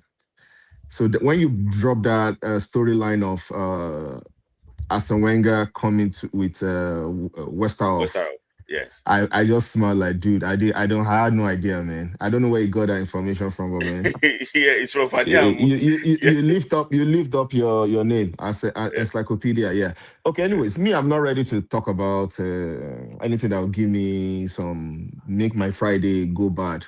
I've had a Yeah. long day, so we can talk about Nigeria. We can talk about it all day. It's still the same thing. It's good systems, good everything. You need to have systems working. Yeah. And Yeah. speaking of systems, even the so-called countries that you think that they had good systems, look at the World Cup. Mm-hmm. Um, okay, Germany. I'll pick three countries: Yeah. Brazil, Yes. Germany. Mm-hmm. I was gonna say Belgium partially, but Mm-hmm. I will give them a pass a little bit. Let's use Brazil and Germany as a case study here.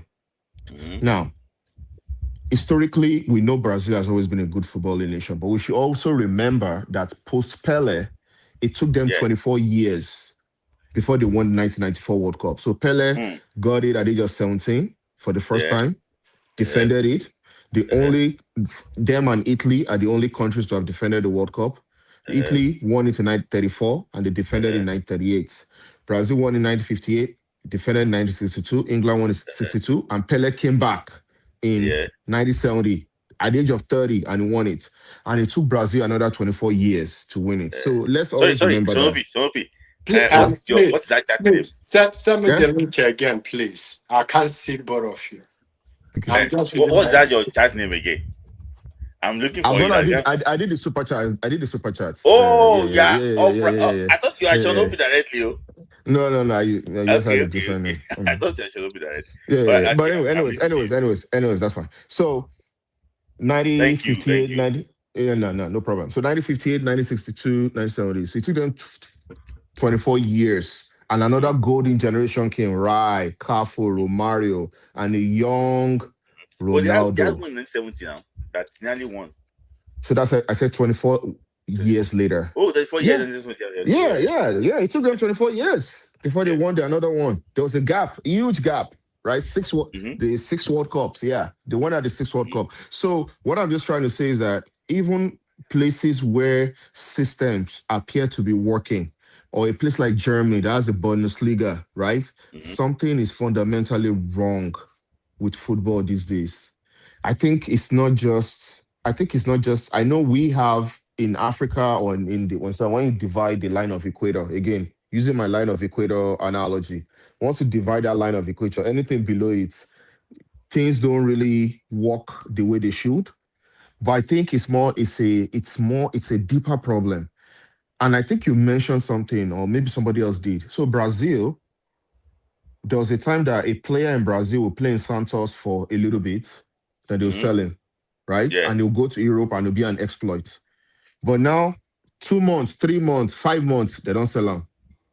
Remember Neymar? Neymar Yeah. played in Brazilian league for a little bit before he Yeah. went to Barcelona, if you remember. Yeah. Yeah. He had that, so you can see he still has that Brazilian flair in him. Yeah. Now, most Brazilian players now, they don't play too long in the league. Like Martinelli didn't play. He didn't play. He came from a fourth division. Yes.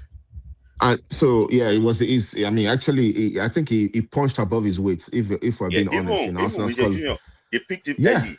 Junior. Yeah, but he still stood out though. He stood out, but it's a one of a million story. So now, and I'm going somewhere with this conversation. So it looks like this thing of players that you think they come from a system that works, and they just go out there and it does not really reflect much in their national team, right? Mm-hmm. I think it has to do, and before I even say that, look at France. Mm-hmm. I know France has a mixture of, they have players all over the place. But if you notice something now, PSG, they are doing something. All the good players, before they think of shipping them out, they'll grab them. Mm-hmm. They're trying to grab a guy now from Monaco. I'm trying to remember the guy's name. So Akashi. yeah. So the point I'm just trying to make is it all kind of circles back. The identity of a national team is synonymous to the origin of their football. The identity of a national team is very synonymous to the origin of the football. And what's the origin of the football? The cadets, the juniors, the league.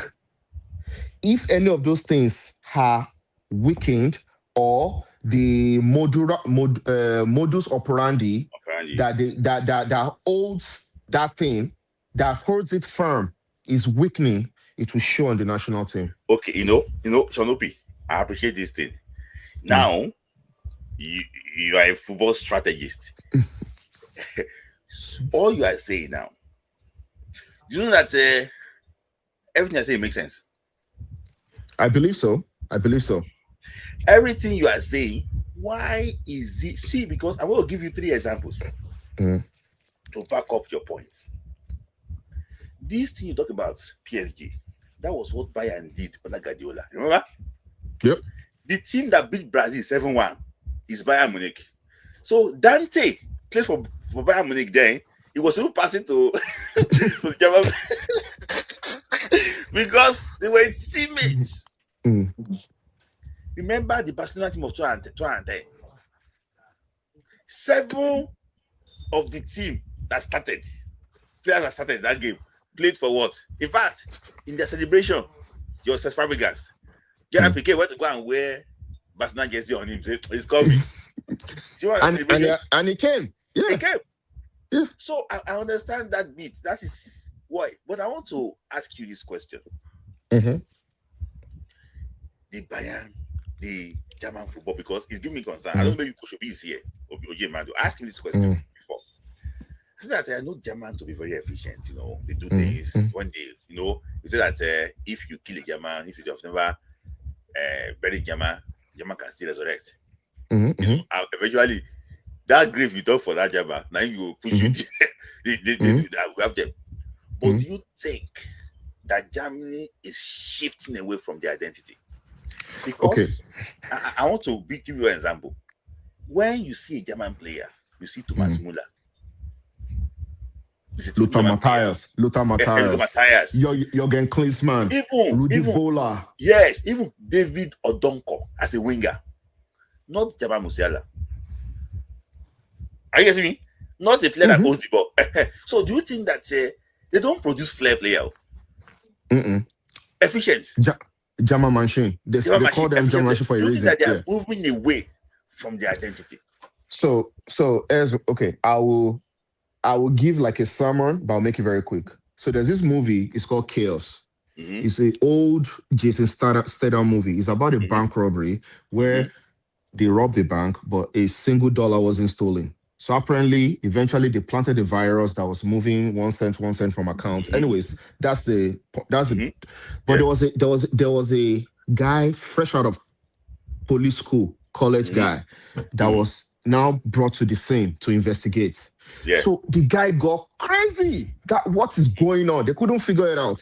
He now quoted a Buddhist quote. I'm not a Buddhist or anything, but the quote is very, very profound. He said, "Return to the earth when your art seems trouble. Is by returning to the beginning, you clearly see the path."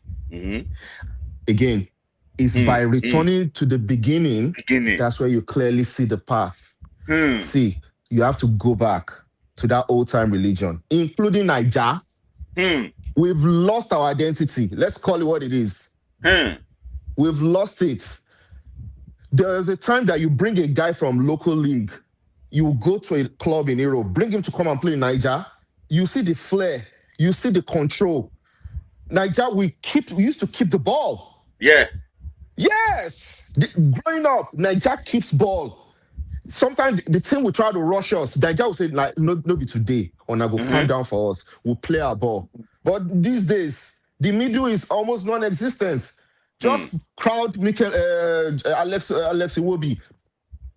And let's injury, he will be out. What's his name? Ndidi has hamstring. He don't finish. Otito. Even if they are Mm. there, it's not even guaranteed. Look how against. Let's be honest, against Morocco, they outplayed us. Yeah, the Ghanaian referee 50-50 calls. It seems like was favoring the Moroccans and wasn't favoring us. But let's be honest, they outplayed us. Our backs were against the rope. We've lost it. So it's not just a German thing. It's not a Brazilian thing. It's any team that had it and they've lost it. They should go back and find out the why. And how do you find out the why? You need to go back to the beginning. How did we get it wrong? Yeah. So yes, to answer your question, yes, they need to. Oh, yeah. Just take sec. We are going to don't go yet too. So you know that there's a team that when we're growing up, they call them the perennial underachievers. Spain. I remember. The perennial because they were nearly. Yeah. I remember. You know that they have identity, but they tweak the identity to start winning. Yeah. They brought. I know maybe a player called Marco Senna. He used to play for Villarreal before. The black guy. They brought him in to be a steal in that midfield of 2008 Euro Championship. That was the missing link. Yeah, he balled. That guy balled. He balled. Marco Senna balled. So he balled. So from there, I think Spain now realized that that area need to be sorted. I think they had Sergio Busquets came after and he played that role very efficiently. Now they also have Rodri, similar to Marco Senna. He's okay playing that role, because they look at the past. They look at the past, say we didn't achieve anything. They corrected what they made in the past. So it could be two-way thing. You understand? If things didn't go well in the past, and you see something, you can change this thing. But Spain did not deviate from everything from what they did. And make sure that they just actually concentrate on what they had in the past. And so I agree with you. That's a very big quote. I have to write it down somewhere. He said, I'll send it to you. I'll send it to you. And I know the funny thing when I'm actually really like maybe things are really like maybe in real life situations things are like really muddled up and I'm getting overwhelmed. Just calm down, Baba. Trace it back. You clearly see the path. So Niger needs to do it. And part of the clearly seeing the path is build simple things. Now they want to do all African games. It's good. Maybe we'll even discover some talent. All schools. It's good now. They will discover talents. Do create more openings for talent discovery. Build the league. Those boys look malnourished. I beg. God forgive me. And I'm not trying to shit. Those Enugu Rangers guy, when they went to take pictures with the governor, I'm like, come on. Give them correct food now. No be a bar and akpu every time. Give them good food now. They don't look well. They don't look well. I'm sad. I can almost cry saying this. They don't look well. If you put, they don't look well. I ask the boys. Look at the boys they brought to London Unity Cup. Compare them to the European guys. Come on. Well. They don't look well, man. They don't. So those basic things gotta put it right. And all the money that they are collecting for tax or whatever, check somebody now. Private cannot do it right now. The government will have to still do the work. Private cannot do it because private will look at if I put in money here, am I gonna get my money back? So right now, government still has to do the Lord's work, charity work, pumping money, support the clubs. Give them grants, pay the clubs, let the players stay for a little bit, get young recruitment. Don't let them go. Don't let them go to abroad right away. Paitawo said something. He said there was a time in Shooting Stars to get to the first team, you go sweat. Lobby Stars, Shooting Stars, you go sweat. First team? Are you kidding me? Shooting Stars? You want to get into the first team? It's not easy. Men mounts. You understand? There's no competition anymore. Things were bad at that time, don't get me wrong, but there was still things were working. You could still find talent. Maybe some people upstairs there, they still had the empathy to say, okay, let this thing work. Let's do competitions. Let's do this. There was a time in Nigeria '99, Liberty Stadium functioning, Enugu Stadium functioning, Kano Stadium functioning, Lagos Stadium functioning. We had like a couple of cities. Tafawa Balewa in Bauchi functioning. Yeah, functioning. I remember there was a picture of that Tafawa Balewa, bro. Yeah. I was like, my God, this looks like America. Yeah. It was so nice. Now we don't even have, maybe on one finger, maybe 2 or 3 stadiums that we can say we can call our own. So we have to just do that thing. And that's why I said it's not even a Nigerian thing. It's just that in our own side, many things just wrong. Yeah. Many things wrong. But you made one point. Sorry, I'm going to give me 1 sec. You mentioned one point about feeding these players. See, Beyond Limit have a shelf. These players come for breakfast in the morning. They put them on a special diet. If they put Beyond Limit player like this, and they put Nigerian PFF player, you will know this one is. And these things, they affect performance on the pitch. Yes, it does. It does. It does. So, now. It does. Yes. Hold on. So we'll just hear from Umberry quickly. Umberry, I'll just hear from you. Okay, I'm here. Demola, I know that. No. That one we sorted. Right now, I know that you are very angry. You don't have to be angry. This is a view of football, right? And that very day I wasn't there, but I went back and listened to everything. And I said that you mentioned Osimhen, which I know.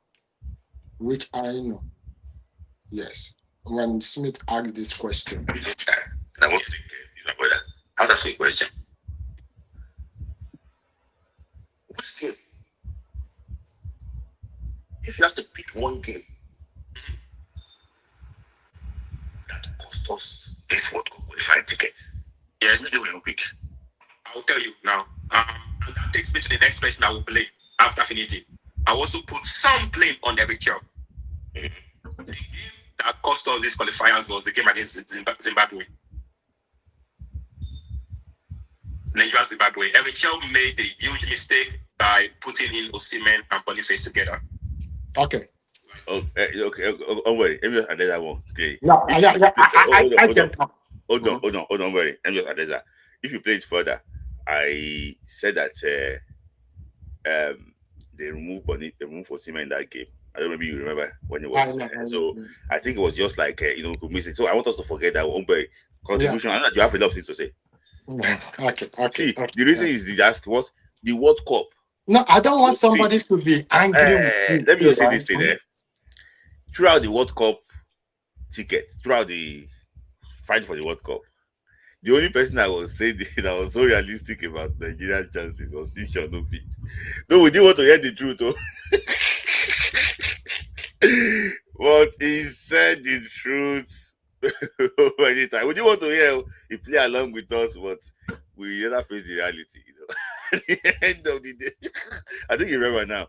So, Ombu, continue. Nobody record is already on YouTube. No, it's not recording. If you go to YouTube, everything that Smith is doing here is already on YouTube. So mind what you type. So let's where would I start? Okay, let me start from what causes us the World Cup. I will never blame the players. I will never blame Pasero. Who will I blame? 70% to the NFF, 30% to Finidi. I've done my research. Why should I not blame Pasero? I will never blame Pasero because when Pasero draw the 2 matches 1-1, the only people that were top is Rwanda with 6 points. South Africa 3 points. Nigeria 2 points. Pasero left. Finidi take over. Finidi was an assistant to Pasero. Finidi have been with Paseros since they employed Pasero, which means he have to have a good communication, good friendly with the players. There's supposed to be a transition. Then, when Pasero left, it means that he didn't learn anything from Pasero. His stance begins to change from captain. Is Pasero a good coach? Yes. Pasero I is. don't disagree with. I am coming. Pasero is a good coach. Pasero started becoming a good coach at immediately our tournament. And you remember that the formation that we played wasn't the main formation that Pasero wanted to play. Remember that Ndidi was injured, Awoni was injured, Boniface was injured. Within that 2 weeks, we have to bring Wabali. Ozoha was there. He made that changing. And that didn't have to be mature. That wasn't his regular formation. He said, okay, let's play this tournament. After the tournament, now he's beginning to know those players. Mm-hmm. Before he was having issue with Ihanacho and issue with Teremov. There are some players that he said, okay. And there are some players that he have already scouted that he's bringing in. He left. They gave it to Finidi. I said, okay. You have been capacity. You have been with these players. Therefore, it is not going to be for continuity. Yes, continuation. It's like when Cisse of Senegal coach left, the assistant followed. You see how the continuity go in. Finidi now came. The friendly match Ghana with Mali. By now, Lukman supposed to be 45 camp. He benched Lukman. Up till now, it's because of that match that Taylor. I think that I don't know whether he will forgive Finidi. Everything changes. You now bring the issue is this. Cholopi have a different opinion to everything I say. I know that, but continue. Yeah. So when this whole thing happened, the 2 games, if we win it, assuming we win the 2 games, everything balanced. Not even Zimbabwe game. The 2 games that Benin Republic won, Rwanda, we drew to Rwanda, right? I think so. That was what messed up. No, we won Rwanda both home and away. No. Which game did Finidi won? He didn't win any game. It was South Africa was a draw. Then Ivory Coast and the Benin Republic was a win. Lost. So yeah, no. So we had a point from the 2 games. We drew to South Africa in Uyo, and we lost to Benin Republic in Ivory Coast. And we lost to Benin Republic in Ivory Coast. Yes, which means that showing for South Africa, showing for Benin Republic. Finidi George made us to understand that we can't score more than 3 goals. How can we do this? Things wasn't working well. This man now came, trying to restructure everything. I will never blame the players. If the person, Mr. Pascal, who is in charge of the players, is responsible, is disciplined, players will not be outside and be doing what? Partying. If Nigeria is a law country, that the football, whenever you do this, there will be a penalty. Uwobi will not be partying. Players will not be partying. What did this man now Eric Chi came to do? When he now came in. Yes. But Patrick Pascal is still there. That one, I see. I think you press Patrick Pascal too. He's still there, but he's not doing anything. Eric Chi is the one doing something. Is it not Eric Chi that caught a player with 2 women. What is Pascal doing I here? don't. I mean, you don't. I will not. I will not Apostle, call the players' name. Apostle, off mic, off mic. No, I'm not gonna call the point. Yeah, catch it. What is Pascal doing? Pascal supposed to be the one to check on those players. He's sleeping. If you are a leader, have the confidence to confirm whether the player is bigger than you with the financial aspect. I don't care. You are in charge.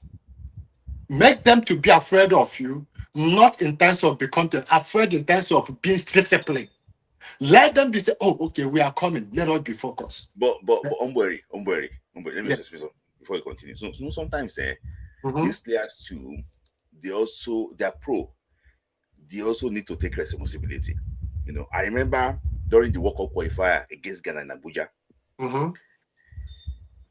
You know that it was a very close game. They didn't want to anybody. One super good player imported one babe from one corner. The babe was going to the back of the hotel to enter room. You know, it was William. I think it was William Ekong that That caused the person. So how will Patrick Pascal get Now, those things? okay, my question to you. Even if Eric Chelle caught a player or all this thing, Eric Chelle was lucky because they spoke. When you go out, he was just lucky to see the player. So sometimes these guys, I think they also need to take responsibility. Yes, I have to. Yes. So my own thing, I don't want to blame Pasero. Why did I don't want to blame him. That is the beginning of the tournament. They played 1-1. And all the group, they are still grubbing. It's not that these people have 6 points, these people have 6 points. No. 1 point. We know that Rwanda, okay, when Pasero left, assuming that Pasero we would have gone for World Cup. Yeah, I think I agree too. Hey, assuming that they return him.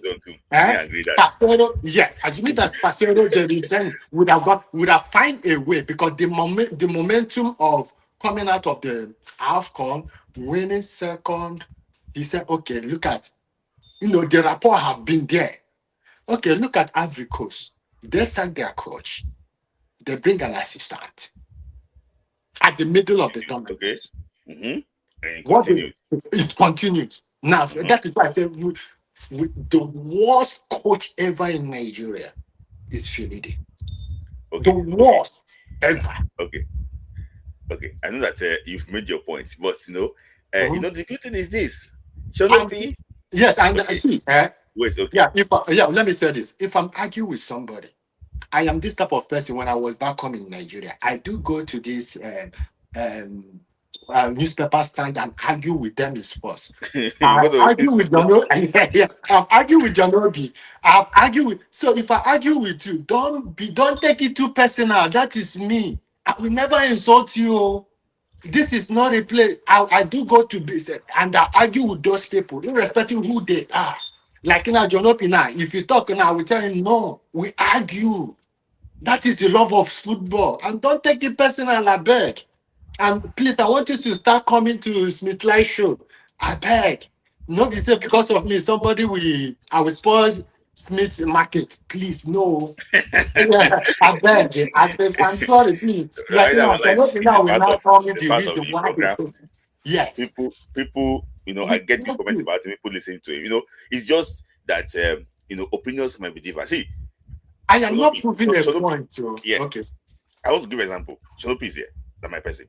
We don't agree on some things, but it will make me know that it's like this. So we don't agree. See, for example, now we don't argue this Finidi matter. Say Finidi can tell Eric Chelle, say, you know what? Now because if Victor Osimhen did not play for me, that's the reason why I didn't win those games. And you also don't like Pasero. Eric, so so can you face somewhere? So Aubrey, no, Let me challenge the strategy. I'm going to challenge him. Go ahead. Aubrey na my person. Me and Aubrey will not get any issues. I know. No, I don't know. No get issue with Aubrey. So let me say this. Let me say this. People are misunderstanding me. See, I want some convince me something I don't know. Mm. You will see me becoming surprised to learn. Mhm. But if you are telling me something that I know, I can argue with you. Mhm. If I convince you, accept. I, Convince I, me. I I, want you I, to I, I convince me. I think the beauty of this kind of forum is variation of opinion. For your That's what opinion, makes it. yes. That's what makes it beautiful. However, keep it respectful. Is Yeah. when if someone start insulting, that one is not, that will be a problem. But as long as you keep it respectful, you can tell someone I disagree with you, and I mean, there's no problem. I think that's the beauty of it. Office, yes. Hearing different views and Opinions. respect it. Be respectful. So, so what I would say is if we're looking at the our fiasco, the whole thing not qualifying for the World Cup,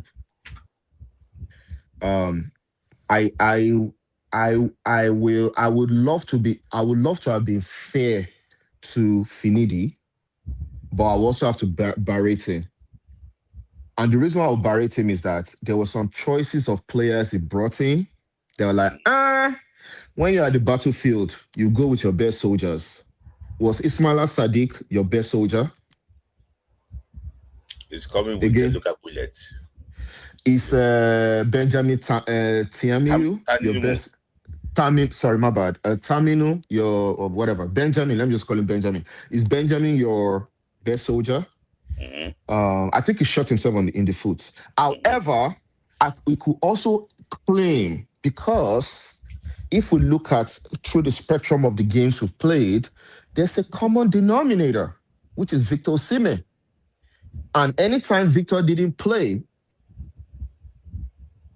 we didn't get the points. As a matter of fact, when Eric Chelle started his campaign as the coach of Nigeria, that was the game against Rwanda, away in Rwanda. And that was Victor's first World Cup qualifying game. That means the first game, Victor was in there. Second game, Victor was in there. Third game, Victor was in there. Fourth game, Victor was in there against Ivory Coast, against Benin Republic, that we lost. The fifth game, the fifth campaign, that was 6 games to go, where we had 3 points from 4 games. And South Africa was already leading. That's when Victor Osimhen joined. And we started picking the points. So, Finidi could also claim that I didn't have Victor. But where I would check Finidi out was that, can you beat your chest and say you had the best squad? You assembled the best squad. Can Finidi say that? Was Benjamin the best guy to invite?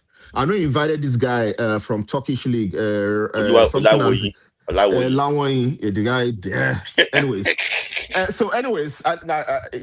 but the crop of players he had, bar Victor Osimhen, were they the best players or were there some interests? And that's the problem about people. That's why they don't want to give. Even Amaju Pinnick said it. He doesn't want to give a Nigerian coach the job because of the pressure, calls, agents, Tiwani, now my person, and you're part of the system. But a foreigner will be like, you know what? I don't know you from Adam. I'm going to do my job. If I And leave, I don't know you.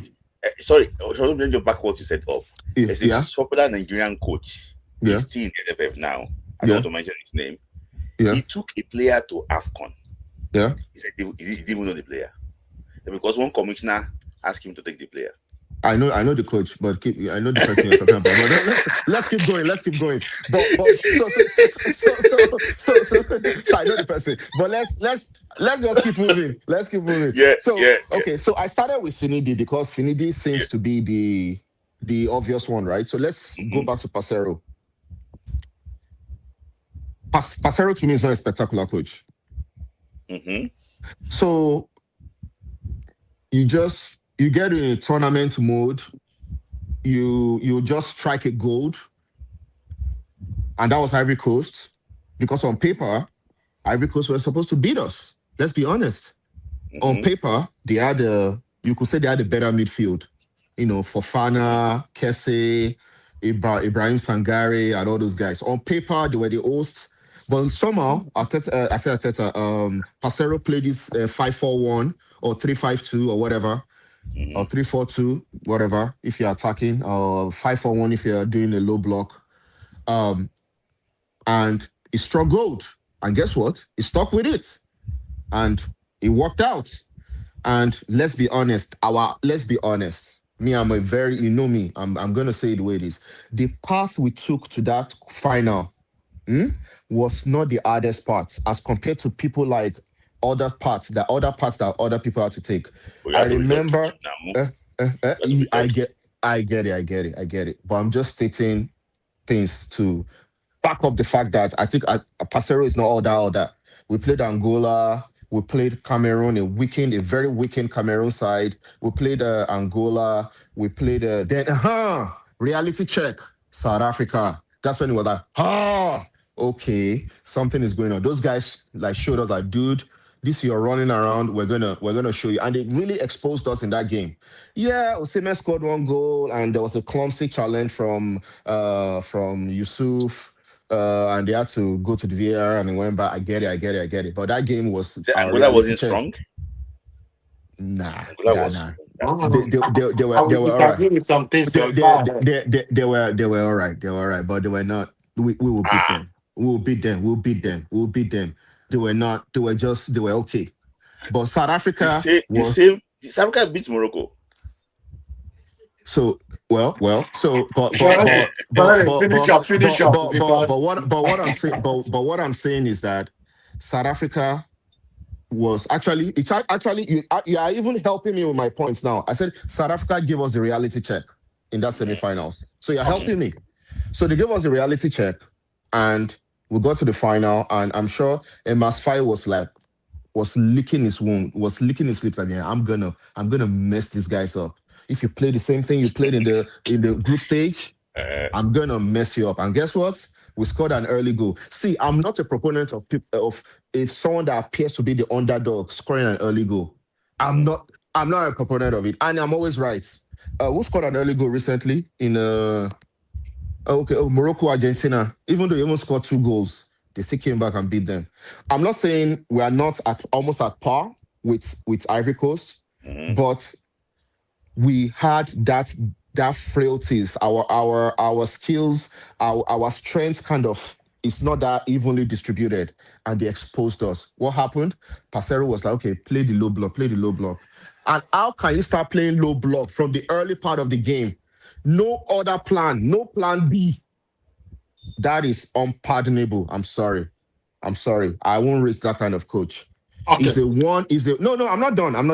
Is what they call Doji Arajo coach. One way, no break. Yes. I said it. No Yeah, break, you see. no jam. But I won't Okay. use I won't say the hold on. I won't say the last one. No break, no jam. But if you know fella song, go and listen to it. You know the last fella, part. yes.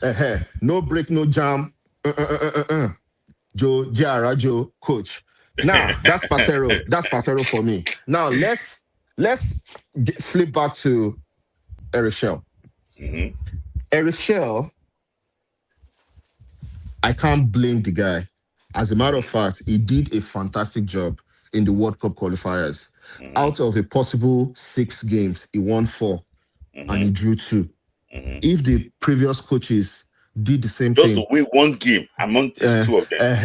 the only one they drew 3. No, they drew 2. No, they drew 3 and lost one. And somebody came in, and guess what? He won 4 and drew 2. Now, which games did he draw? The game against Zimbabwe at home, South Africa away, and South Africa away. And what's the common denominator again? The correlation of the games he drew compared to the other ones. A certain guy started the Zimbabwe game, but got substituted. And they brought in a Tolu Arokodare guy. No. Arokodare played with Osimhen. Okay. They brought in Victor, your very good friend Victor Boniface was brought in. Victor Boniface, yeah. They brought in Victor Boniface. And guess what? When he was sitting on the bench, a certain Zimbabwe guy dummied our legend. And guess what? He led to a goal. And we couldn't come back. What's the other correlation again? That if you want to tie it back to the other ones, the other guys on the other side of the fence, is against South Africa, because he got injured against Rwanda. Thank God he started the game and Arokodare managed to score that goal, and we got the point 1-0. So you can give him credit that against Rwanda, Osimhen started, and even though he left, they still managed to win. But against South Africa, he wasn't there. So one thing you can now say in conclusion is that the 4 games that he won. Smith like now. Somebody said that the only thing that Barcelona does to do is to adjust his bet. No, I'm coming to that. Let me land. I'm sorry. Go ahead. Let me land. So now, if you now want to put everything together, Smith, you cannot claim that the 4 games. I mean, I like to balance things. That the 4 games that Eric Chelle won, Osimhen was there. Then the other guys can also say, well, Osimhen didn't play. So in a way, Eric Chelle tried. It did very well, but you cannot overrule the Osimhen factor. And the other guys, Finidi, I question him again. Did he bring his best squad to play? He needs to answer the question. If not for that, I would have given a pass that, well, Osimhen didn't play. Parceiro, you are just coming off a AFCON win. You should know your team better. You spent time with these boys. You now went to Lesotho against Lesotho. He played it before AFCON. Okay. He played the game before AFCON. Okay. Yes, okay. That is where I'm coming, yes. Okay. But even before then, Parceiro has played AFCON qualifiers. The Sierra Leone game that we were scoring, we were leading 2-0, and they came back 2-2 or something, and we finally scored. It was Kelechi Iheanacho. That was before the AFCON. That was the AFCON now. AFCON qualifiers, yes. That was AFCON qualifiers now. No, they scored Sao Tome. Okay. Remember, he scored Sao Tome 10-0. The game Sierra Leone, yeah. Yes. We beat Sierra Leone 2-1. Yeah. Because we scored I know what 2-0, 2-2. Then last minute, Seydou Sanusi did this bust, made a square play, and Iheanacho scored. Remember, Principe. He won 10-0. I remember. But what I'm just trying to say, I'm not gonna give Parceiro a free pass like that. Everybody go collect bullets for this thing. Straight bullet go reach everybody. Okay. So Parceiro will not get a free pass. He spent some time with the boys. Even during the work, he has spent some time with the boys. So I won't give him a free pass for that. So in a way, the common denominator still remains. Osimhen was still there. He wasn't there. No. Yes. Let me just ask one question so that I won't forget. Yes. You mentioned that, why do you think that the performance of Parceiro, no matter how you want to take it, during AFCON was better than before? And another one is it, why do you think the performance of Eric Chelle during AFCON was better than even World qualifier? Why? So when you're in a tournament mode, right? Players are together, they've spent time, they train. Of course, there will be some unity and some bonding, no? So it's expected. So sometimes that's why they say tournaments, not the coach, even using tournament to say you want to buy a player from like all this Boadi guy now that they want to buy. I say, my Peter, I don't want him at Arsenal, but all these tournament players that because they are in a, they are in a kind of a chemistry like kind of thing, bonding, they are sleeping together. I mean, spending time together, training together, and everything. Of course, there'll be synergy now. So it's a system thing. So yeah, it's. I would almost say it's expected, especially if you're managing a team like Nigeria. When you spend time, those players will naturally want to play. And let's remember, Super Eagles play well in tournaments. We know the past. We know now bronze. Be our most. Not like Bavon. Eguavon is the recent one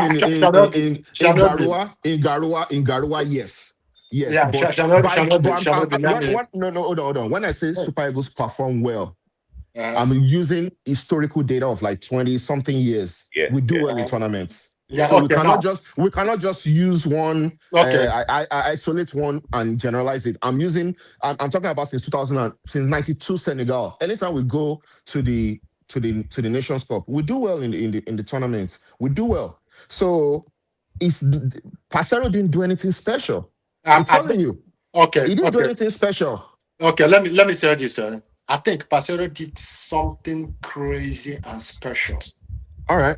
Now let me tell. Okay, so sorry, don't worry, you have to address it quickly. Okay, so because of time. Yeah. Why did I say that Pasero did something that nobody believed? Smith, if you remember when we started our live Instagram, somebody promised $500 if we win the $5,000, $5,000 if we win the AFCON, to show you that things wasn't. He's listening to us, yeah. I heard the person might be listening. $5,000. What did Pasero did? Remember, Nigeria is very difficult to govern. What he did was, remember, it was not at the AFCON. Awoni wasn't at the AFCON. Boniface wasn't at the AFCON. Who again, Smith? Ndidi. Boniface. Who again? Awoni had injury. They later on brought in Alassane Yusuf. Yeah. To come to replace within the space of 2 weeks. And let us remember that when Pasero came in, everything has messed up. Everything has messed up. Ugavon has disgraced us. Yusuf has disgraced us. Amunike has disgraced us. These are the people that play the qualifying. Pasero is supposed to be the one to take over that qualifying World Cup. We go for this thing. And rather, then, Qatar World Cup. Qatar World Cup. And remember, Pasero, they employed him on 15. He's supposed to start his role 2021. Rather, they shipped it on 15th of March 2022. He's supposed to adjust. There is Nigerian politics. So when he came to the tournament, there is no midfield. Who are our main midfield? He tried to make an adjustment. The keeper, we don't have a keeper. He discovered Mwabali. Nobody gave Nigeria to be at the final. Nobody gave us to be at the final. Nobody. Because everything was messed up. That is why I said he did something special. He came in. He adjusted things. He said, okay, since we don't have this, Semi Ajayi, you have to play this. And that is where Semi Ajayi picked up. And you know that Nigeria was a post 2 team, remember?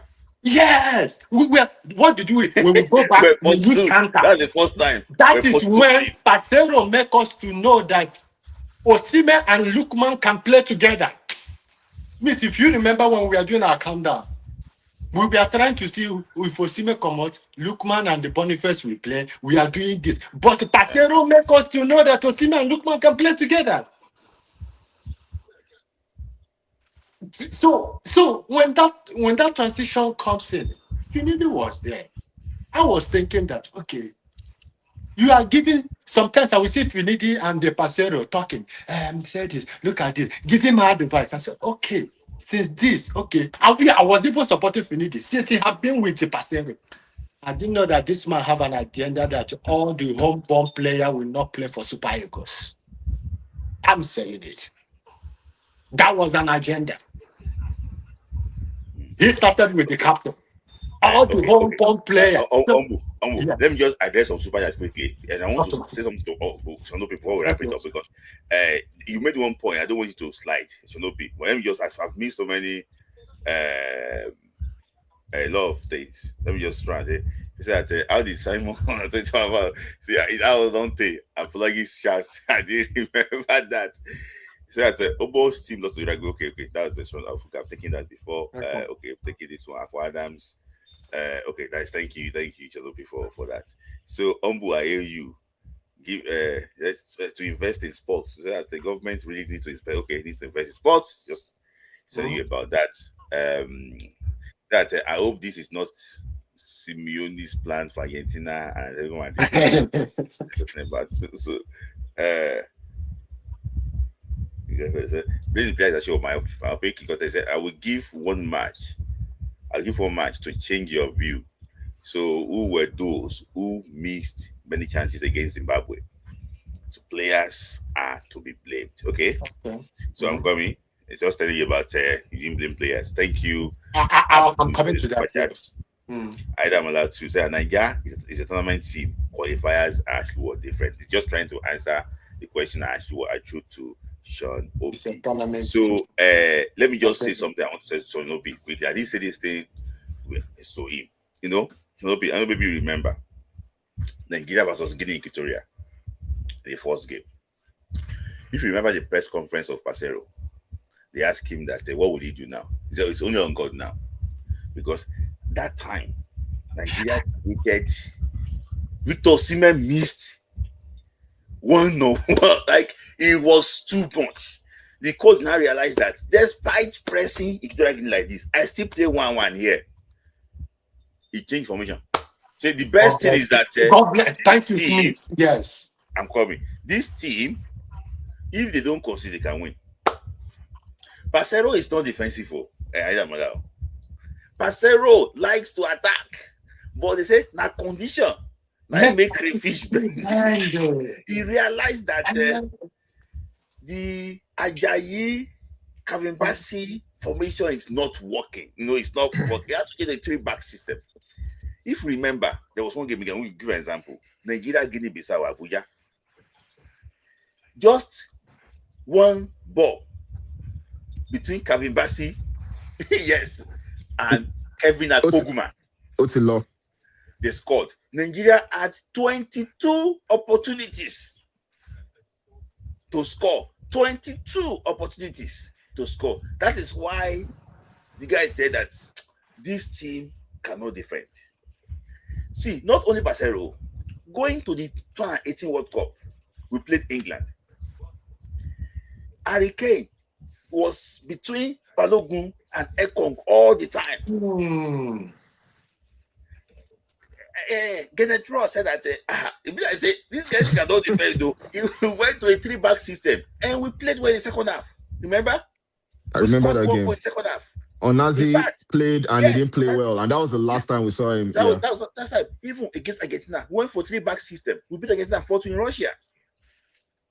So, you know, sometimes coaches change based on what is happening currently.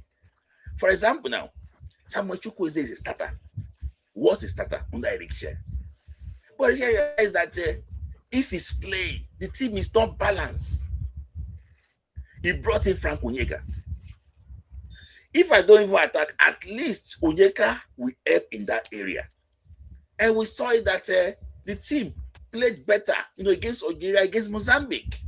I get what I'm trying to say. So sometimes situations might lead to coaches changing what they believe in to get results. If people don't like me to use if we had beaten Ivory Coast in that final, people don't like me to say if because it's possible. It's a football game. That means that nobody will remember that Pasero played 3 at the back. Nobody will remember. Let also know. Okay, continue. See, people will remember that we suffered to win the AFCON. And there's going to be 4 stars on our crest. Yes. So what I'm just saying basically is that because the way the final went, that's the reason why people went after Jose Pasero. Okay, let me tell this. Pasero is the only coach in the history of Nigeria that came within 2 years and go to the final.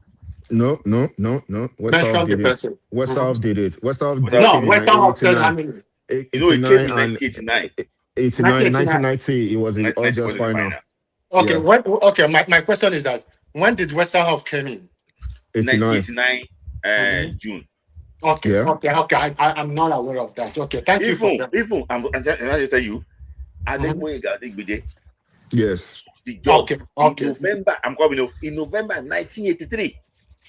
He went to Ivory And Coast in he played 84. in the final in Mhm. 1984. Okay.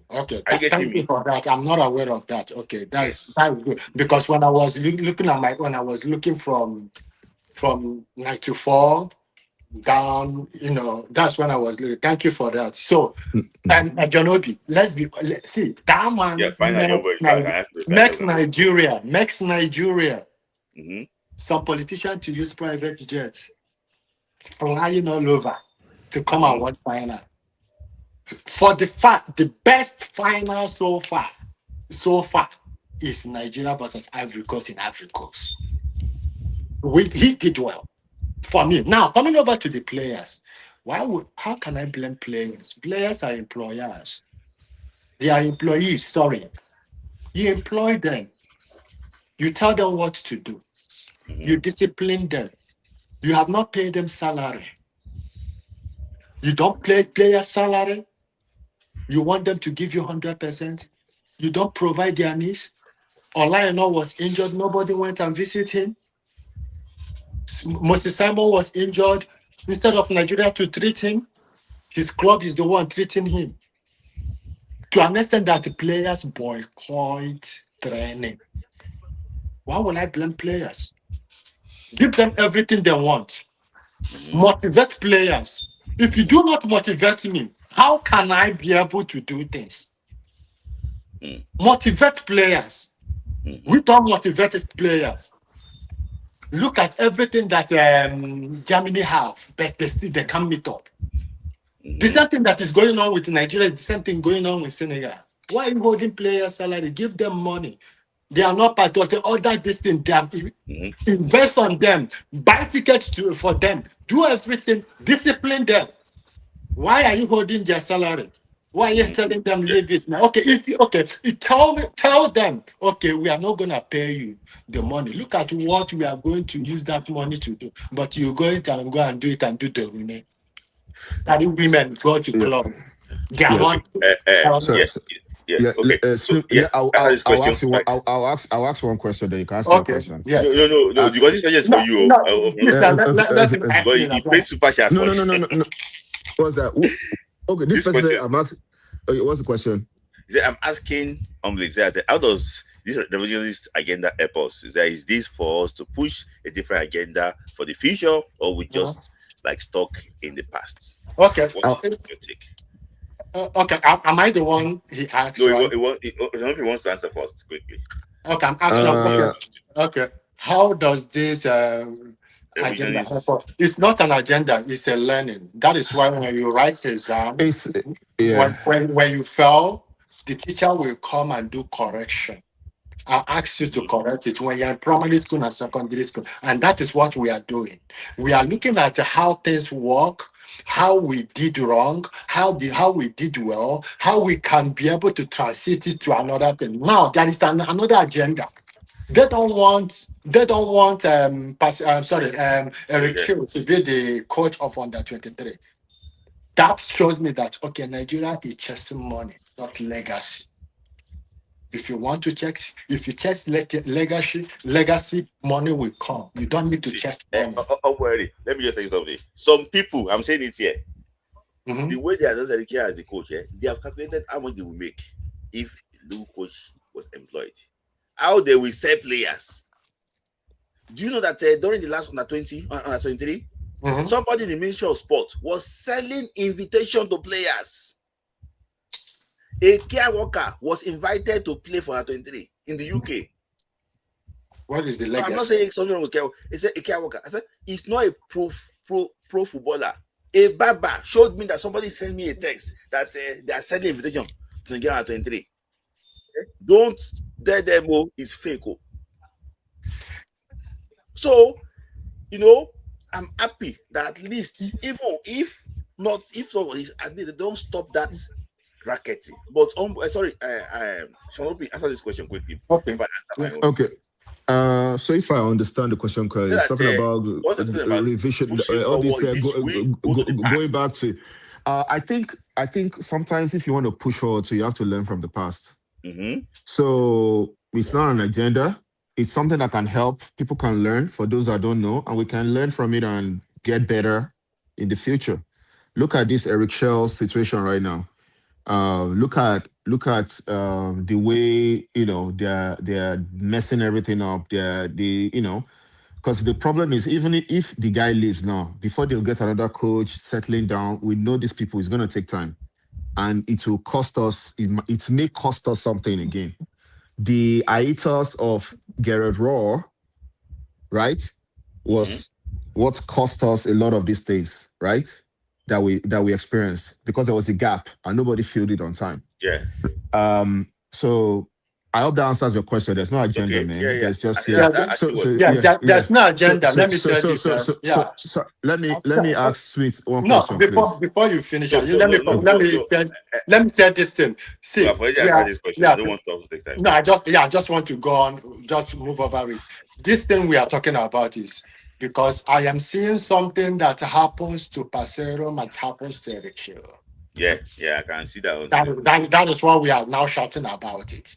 And if you go to the Twitter, they are trying to put an agenda. And this message you put, Abdul, please, if you have a Twitter account, just put it anywhere you see bad agenda. Just this thing that you put, right? Ask the person your question, put it there so that the person will reply immediately. Yeah, go ahead. Yeah. Okay, so this question from him again. So that I think I should learn from the past, or are we doing the right thing to actually make the story different going into the future? So is there any hope for the horizon? See, let me tell you something. It's not NFF question with that one. Yeah, it's not as if now we know that the reason why we are doing these things is that some people don't even know the reason why we gave birth to this. Is because some of these people, they don't understand some things. When we were doing the calculation for the World Cup ticket, all of them don't know the rules. The thing that CAF sent to them, they don't know it. So it was this place that we broke everything down. It's some in the glass house, right? They didn't know. No, they didn't know. They didn't know. I called somebody. They were still arguing with me. Say, they are saying this now. Said, tell them it's 4-0. Because they don't know. Only after that was why when it was 3-0, they removed players. They didn't know. We don't read. That's the problem. We don't read. We don't read. What the CAF sent to them, they didn't know. So all these things, I realized that, okay, you know what? We should just, I don't miss this guy's comment again. I'm coming. So he said that we did it from the past. See, the past is not as if the past was smooth. You agree with me? Mm-hmm. But there's some things we did not do. See, people don't even know that qualifying for the World Cup before was like a luxury. See, qualifying for the World Cup was very big. People don't even know that what did Kevin Westerhoff did to qualify Nigeria for the first World Cup. Was it magic? It wasn't magic. It was planning. He realized something, that we have been using some set of players to play these qualifiers. And we normally fall short the last audio. For example, now, against Algeria in 1981, we fell short. Algeria went to go and bring Bellumi from France to go and be playing Shuku of Rangers. The gap was too big. It was when they brought in late Kosi Wikeshi that was able to use his youthful exuberance to block it. 77. Yes, 77. It was a stupid own goal from Godwin Odie. 86 were not good enough. 1990, Rugemila, the experience. Samuel Kwaraji died in Lagos. Rugemila experience and everything. We went to Yaoundé. We went to go and lose 1-0. It was good. He realized that these Super Eagles players need experience. So when that 94, he played AFCON qualifier with home base, some home base. World Cup qualifier with foreign base. Can you see what he did? Because of experience. Even self, it wasn't smooth. We went to the last game against Algeria in Algiers to go and draw 1-1 for us to confirm our tickets. Finidi George. Finidi George. Okay, you mentioned it. Okay. You referring that to that again? No, your player is different from the coach. No, Okay. we have to separate. No, we have to give him the credit. We have to separate it. We have to separate it. We have to separate it. He's a legend. He's a Super Eagles legend. Yeah, no doubt. So for me, I just think that one thing that worked well for Nigeria, and I think that we should go back to it, was the progression from the youth ranks. When our team started playing the World Cup under 17, under 20, they got more exposure. That exposure really helped us. Those 85, 85, 87, 88, the players we got from those sets of players helped us. Even from 83, from all these Jesus Fufuduwe and so on, it helped us. I think we should go back to the progression. That's why I'm happy with Eric Chelle's role, for him to supervise from age grade system so that the players can move from one to the other. It's going to be a lot easier for us. So for me, what can we learn from the past is go back to the basics, go back to the 8th grade. The league did not get us World Cup ticket. We were using the league players to play World Cup qualifiers in 70s and 80s. We didn't qualify. But also remember that the opening two was very tight. It was very like maybe 2 or 3 openings, and the North Africans were the ones taking that spot. Dominating, yes. Yeah. So for me, I think I'm not against the league, but I just think that we have not really benefited from the league that much. If you understand yourself, I think when our team started playing all this 8th grade abroad, I think we benefited more from that than probably the league. So that is my own opinion. But the league prepared them though for when they moved. Yeah, but the players were coming from academicals, secondary schools. So yes, they're coming from secondary schools. Yes, secondary schools. What about Olise that played in Julius Berger? Amunike that plays in Julius Berger. He played in. That Olise is, for example, that time league was disciplined though. Discipline. Olise, we have Pepsi Academy then. Yeah, Olise, Amunike, Finidi George. Slightly was different, but players like Victor Peba, God's lens is on from the under 17 level in 1989. So from there, he went to Scotland in 1989. Then progression what came. So the league also, one good thing is this: the players then were young, so they left the league at a very early age. I think that one benefited. So it's not as if they were very matured in the league. They will not brought them to Super Eagles. They left the league. For example, now Olise left the league very early. Okocha, I don't know how many games Okocha played for Rangers before he left to Germany. So they left the league very early. It's not as if they matured in the league. Those that were matured in the league, I don't think we really benefited from them that much. So in my opinion, I think even if the league is producing, young players, they should try and leave early to develop better. I think that one should really what helped us.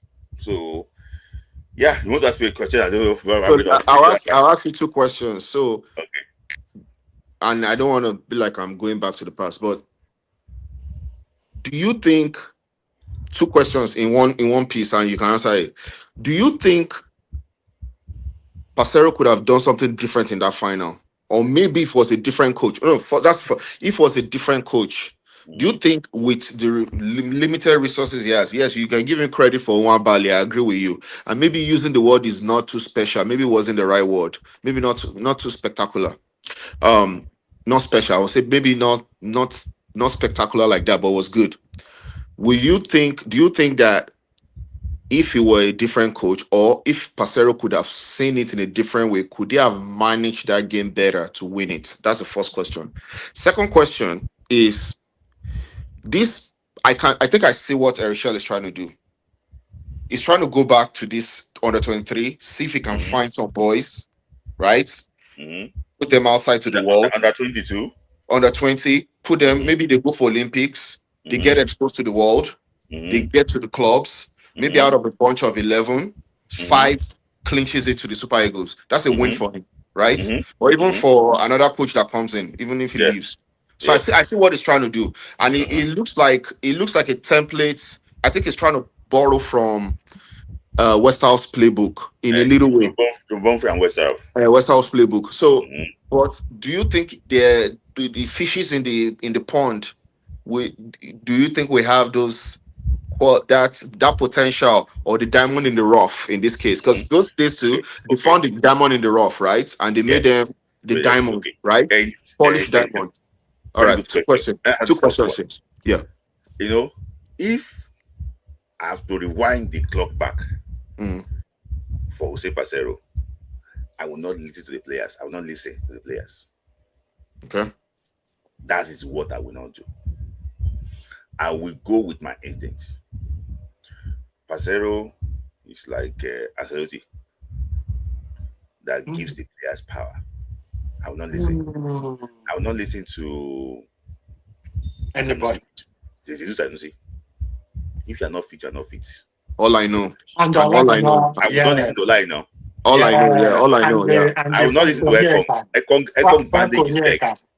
Ekong bandage his leg. Try the final. You know that's from the game against. I will play fit players. If he had played fit players, he would have had chance to win that final. Do you know why I asked this question? Because if you are looking at it, like there's no. I mean, maybe they had better centre backs and all that, but pound for pound, we're at the same level. Yeah, maybe just a little bit, but they were not far off like that. Yeah, you can see that. That's why I asked the question. That goal that we considered, Ali, Ekong could not strike the leg. If something they pay you, they pay you. I think most of them, yes, you're right. Yes, if they pay you. Forget those things. So for me, I think that is good thing. Also, that I like from my show was talking about Chelle.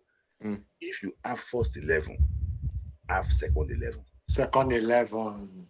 So that you will not. Do I know what some players did during AFCON? That they didn't want to hear from them again. See, some of Super Group players, they are so indisciplined. They know themselves. Yeah. So you say you camp with them now. You know camp with them. At least you know them very well. So don't need to explain to you very well. So I think like Umber said, a better camp manager.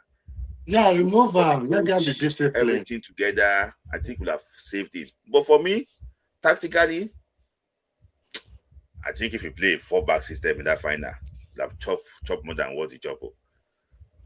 I don't think the team can defend the 4 under Pacero. Under Eric Chelle, how did Eric Smith? It's different under Eric Chelle because Eric Chelle is having a diamond, in front of the back line.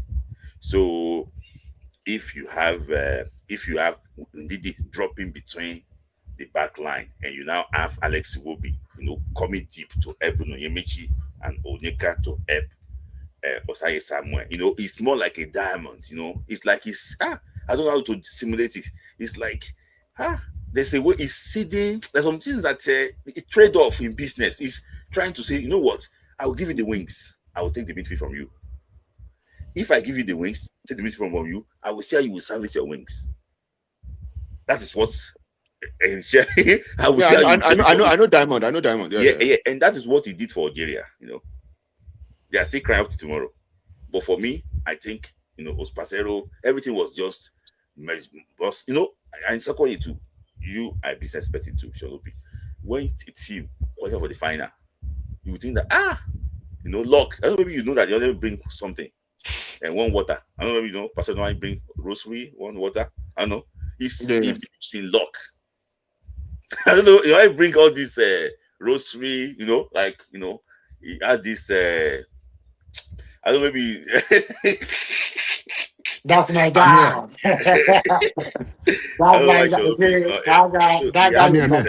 I'm here. Yeah, okay. He had this rose, this thing. Yeah, I remember. Yeah. He had those type of things. So he's someone that believes in like luck. I know. Yeah, I used to even against Ivory Coast after the you say he believes. Yeah. I know. Against penalty shootouts. Yeah, against South Africa. Yeah. So he's someone that believes in like things like that. He believes that you know what? If the head of these players could take me this far, I think I finish the job. He's someone like that. Let me just put it that way. So that one affected his sense slightly because I think he overachieved because they plan to sack him. Okay, let me just put it that way. About second one, you're talking about template of Super Eagles, is it?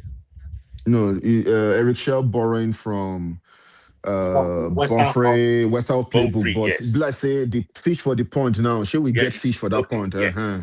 I will say something. Eric Chelle believes that we have more talent in Nigeria than diaspora. Mm. Yes. He believes that those talents are just lost somewhere. That we need to go and find them. They are somewhere in Europe, unknown leagues in Europe. They are somewhere. We just need to go and get them. That is his belief. And you can see it in the Unity Cup and the Yes, you can see you can see what the he's trying to do. boy, this thing boy. You can see. He Okay, believes that. Smith, for you to continue, right? Uh-huh. Do you think that he has that mentality with Samson Siasia in terms of discovering players? Similar. You know, the difference between him and Siasia is because Siasia we do foundation, we do everything, we dress everything. Chap.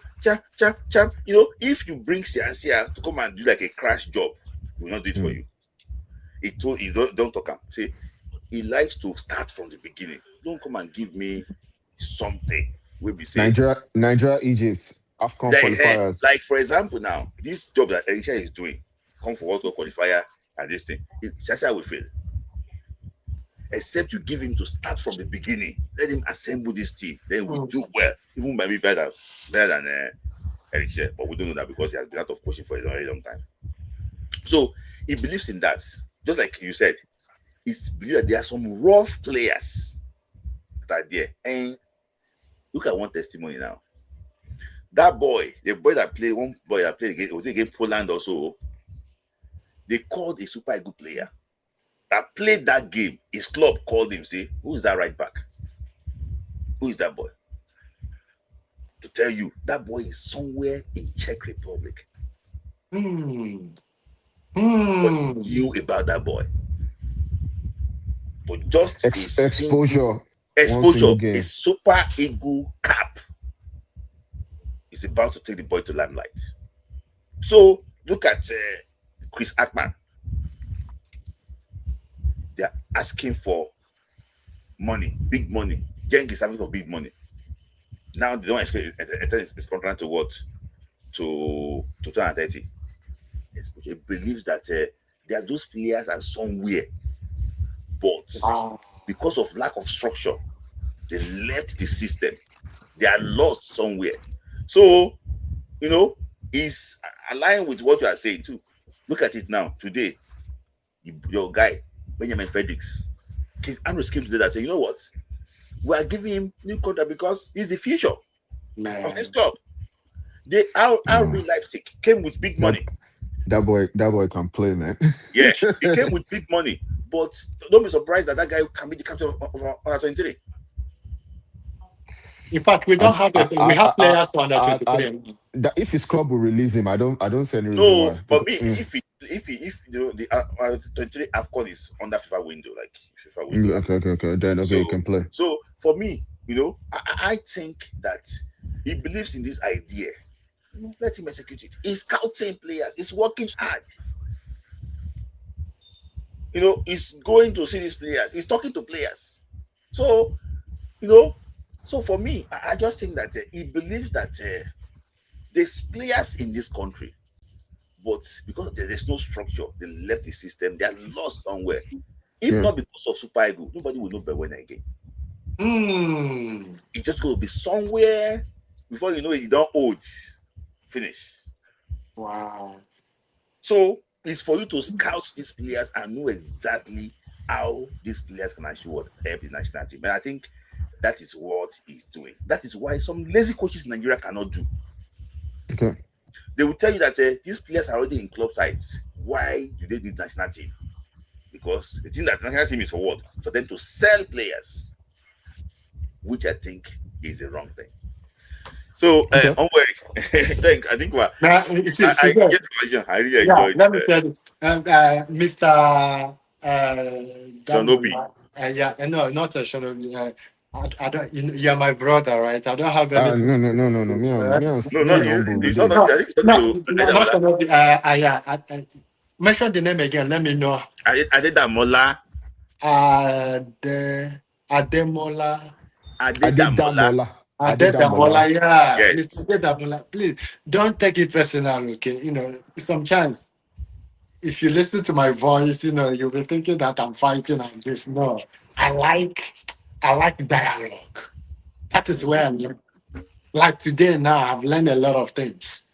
Yeah, Yeah, I've if you learned tell me too. things I that learned from Shonopi. That's adage of yeah, like going yeah, backward. That's like very good. the I picked correct. that one up. I didn't even know that Western half came in within this thing. He went to the final. I said, "Oh, okay. It has already been in my archive right now."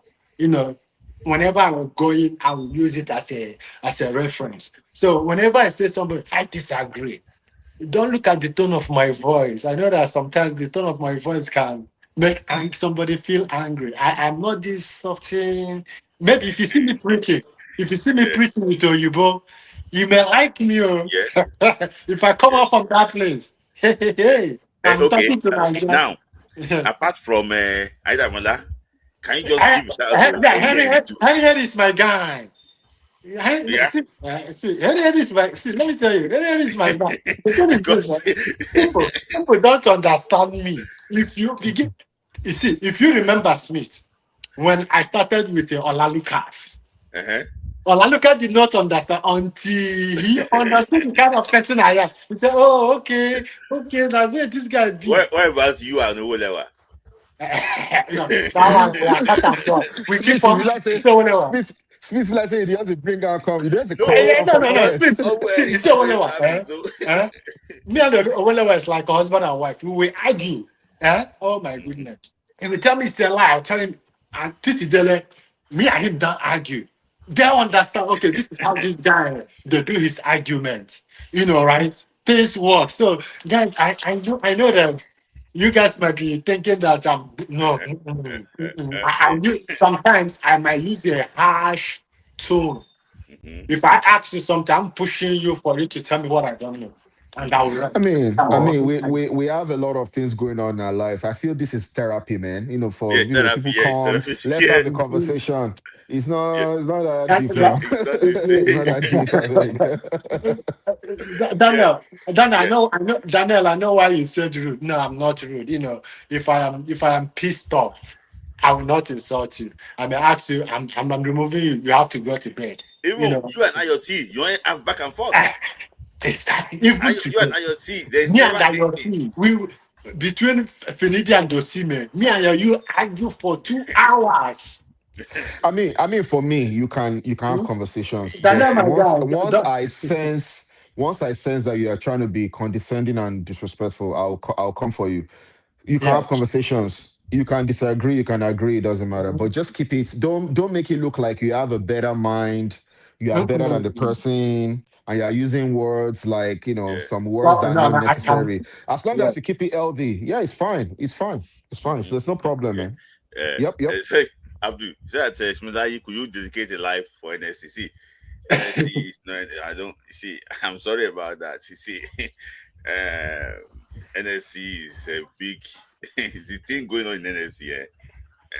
See, if I come here, I'll be able to say no positive thing. I don't like that. I don't like that They because are mentioning some figures, man, and I'm like, how are you going to pay for this money, man? Why you? that It is my doesn't. thing. It sounds like it doesn't sound real, but don't let us open another thing, man. I know Yeah, it's I know late that this already. doesn't Yeah, sound great, yeah, but yeah, yeah, yeah.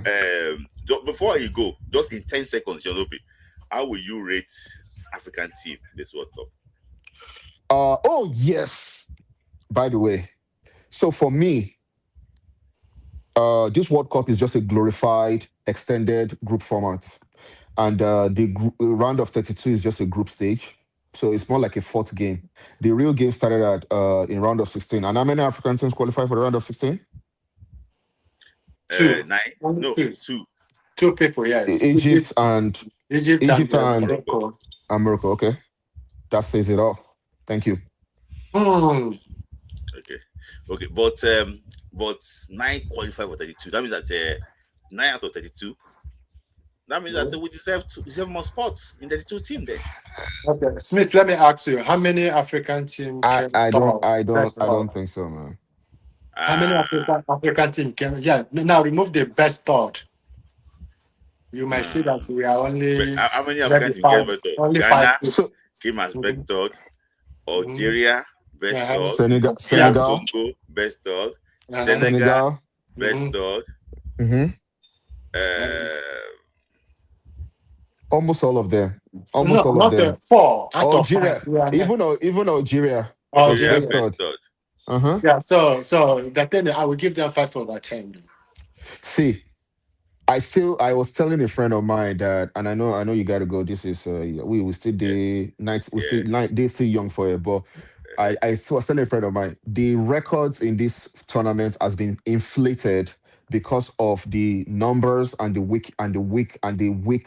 weak side. Yes, one team I will say I respect in this tournament is Cape Verde. Yeah. Like the way they step up to Argentina to extra time or more, those guys, they I give them. But the ones that they were leading 2-0, like Senegal, African, finalists 2-0, and you bottled African it. final is I not mean, champion. they're not champions. I mean, that's what the record says, right? Morocco is the champion. So to me, I feel like the expanded format has inflated the numbers, the goals, and the weakened teams. And I mean, personally, I just feel like it's just that is round of 32 to me. It's just a game 4 of a group stage, and the real thing started in round of 16. And how many African teams were there? 2 out of 9. Mm-hmm. Mm, it's not so good, bro. No, Mm-hmm. it's not good. It's not good, in my own opinion. Yeah, okay. But if you want to score that, I think Africa is the third best continent. In this World Cup. Mm-hmm. Also, what's the metrics? What's the yardstick? Yeah, because in the first round, Africa 90% qualified for the under 32. Asia only 2 out of 9 escaped the group Okay. stage. Uh-huh. In North America, sorry, 50% the host nations escaped the group stage. Canada, Uh, Mexico, yes, in US, yeah. and That's North US. America now. Yeah, Yeah, that's it's US only 100%. 50%. So Nigeria and Africa 90%. So in South America, Okay. 80, Okay. 86 Smith. 86%. Round of 16. Round of 16 Let's now. let's Round go of down. 16, Mhm. Canada progress. Round of One, 16, Mexico Mexico progress. progress. USA America progress. progress. 3. Mhm. 3. Then none of them played the Africa. quarterfinals. Okay. Now Africa round of 16. 2. Only 2. Yeah. Therefore, we are 4th. No, I don't think so. Yes. No. I did try raising the metrics, yeah, but but that's fine. That's fine. No, I mean, no. I get If it. you look at how many, okay, because I look at the proportion, of the team. I'm looking at proportion with that. Okay, 9 out of 10, 3 out of 6, and the host nation.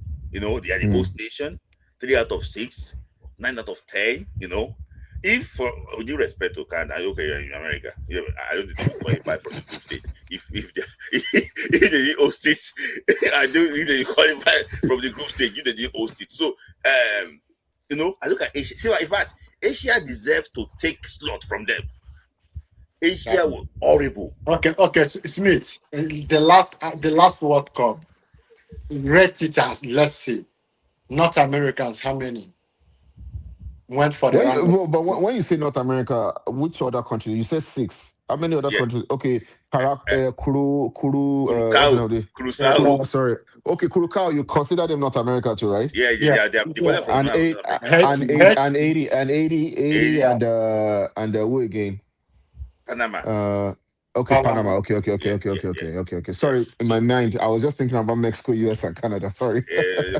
and if you look at it too, if you look at the World Cup, I'll just check that quickly. World Cup 2022, you realize that round of 16, 2 African teams qualify for round of 16. So you just say Qatar 2022 quickly. So I want to check it because I want to. So I've not seen your holidays this month, this year. You know, You know, see, no, this year I've not seen Charlotte, you. have you watched any game so far? yes. I watched the Spain. I've been watching a lot of games. Yes. Oh, okay. Yes, it's a very enterprising World Cup, man. I'm enjoying it. Yeah. So for me, I think I think there's no way you can actually put Africa, there's no way you can put Africa out of the Asians are just a disgrace. I won't lie to you. They did not do well at all. There's no way you can, they didn't do well at all. So if you look at the group stage now, how many people knockout stage? In knockout stage now, okay, USA qualified for knockout stage last time around. And that's the knockout stage. Oh, they are the only one that qualified. Yeah, round of 16. Round of 16. Only USA qualified from. So Not America. yes, Asia, What Japan. about Mexico? Mexico did not qualify. Oh, okay. So you can see that I won't lie to you, they should all those continents. There's no football in those continents. But these are the continents that are bringing money now. If it's left to me, Smith, I won't lie to you, this round of 32, they should cancel it. Man. Exactly. They should go back to round of 16. I'm telling you. Yes. It's I'm sorry. World Cup is a premium thing. Let's call it what it is. Make it expensive. It's a premium, is the cream of the la creme competition. Every player wants to play there. I get it. But this round of 32 and expanding the format, I'm sorry, it kind of watered down the competition a little bit. And it's when we now go to, round of 16, maybe round of 32 partially, that's where you now start saying that, okay, the big boys are coming out. Yeah. I think they should go back. That round of 32 thing is, again, the players have been playing a lot of games during the season. You're now making them to play 8 games, the ones that will get to the final. Then immediately after the World Cup, they now go for preseason. I know there's a FIFA law that if you play in a tournament, you have some time to rest and everything. I think, then plus this, I don't want to use the word I want to use, but this water break that they split the game into 4 halves, into four quarters, where during the game, 22 minutes, you go for a water break, then you continue. This whole thing, I know it's commercials, I get it. But personally, for me, I feel this round of this expanded format is, they should just go back to the 32 thing, man. Exactly. Yeah, I want to go 64. Yeah. Okay. Okay, guys, thank you guys for your time. Thank you. Thank you so much, everybody. Thank you. All right. Thank you, Thank you. All right, man. Thank you. All right. Hey. Thank you. Yeah, cheers. Yeah. So, guys, that. I have to jump out quickly now. He's already up to in the UK. So, God bless you. God bless Nigeria, and God bless Africa. I'll see you again in the next one. Thank you. And shout out to those that sent super chat to me. Thank you. I really actually would appreciate all of you. Thank you.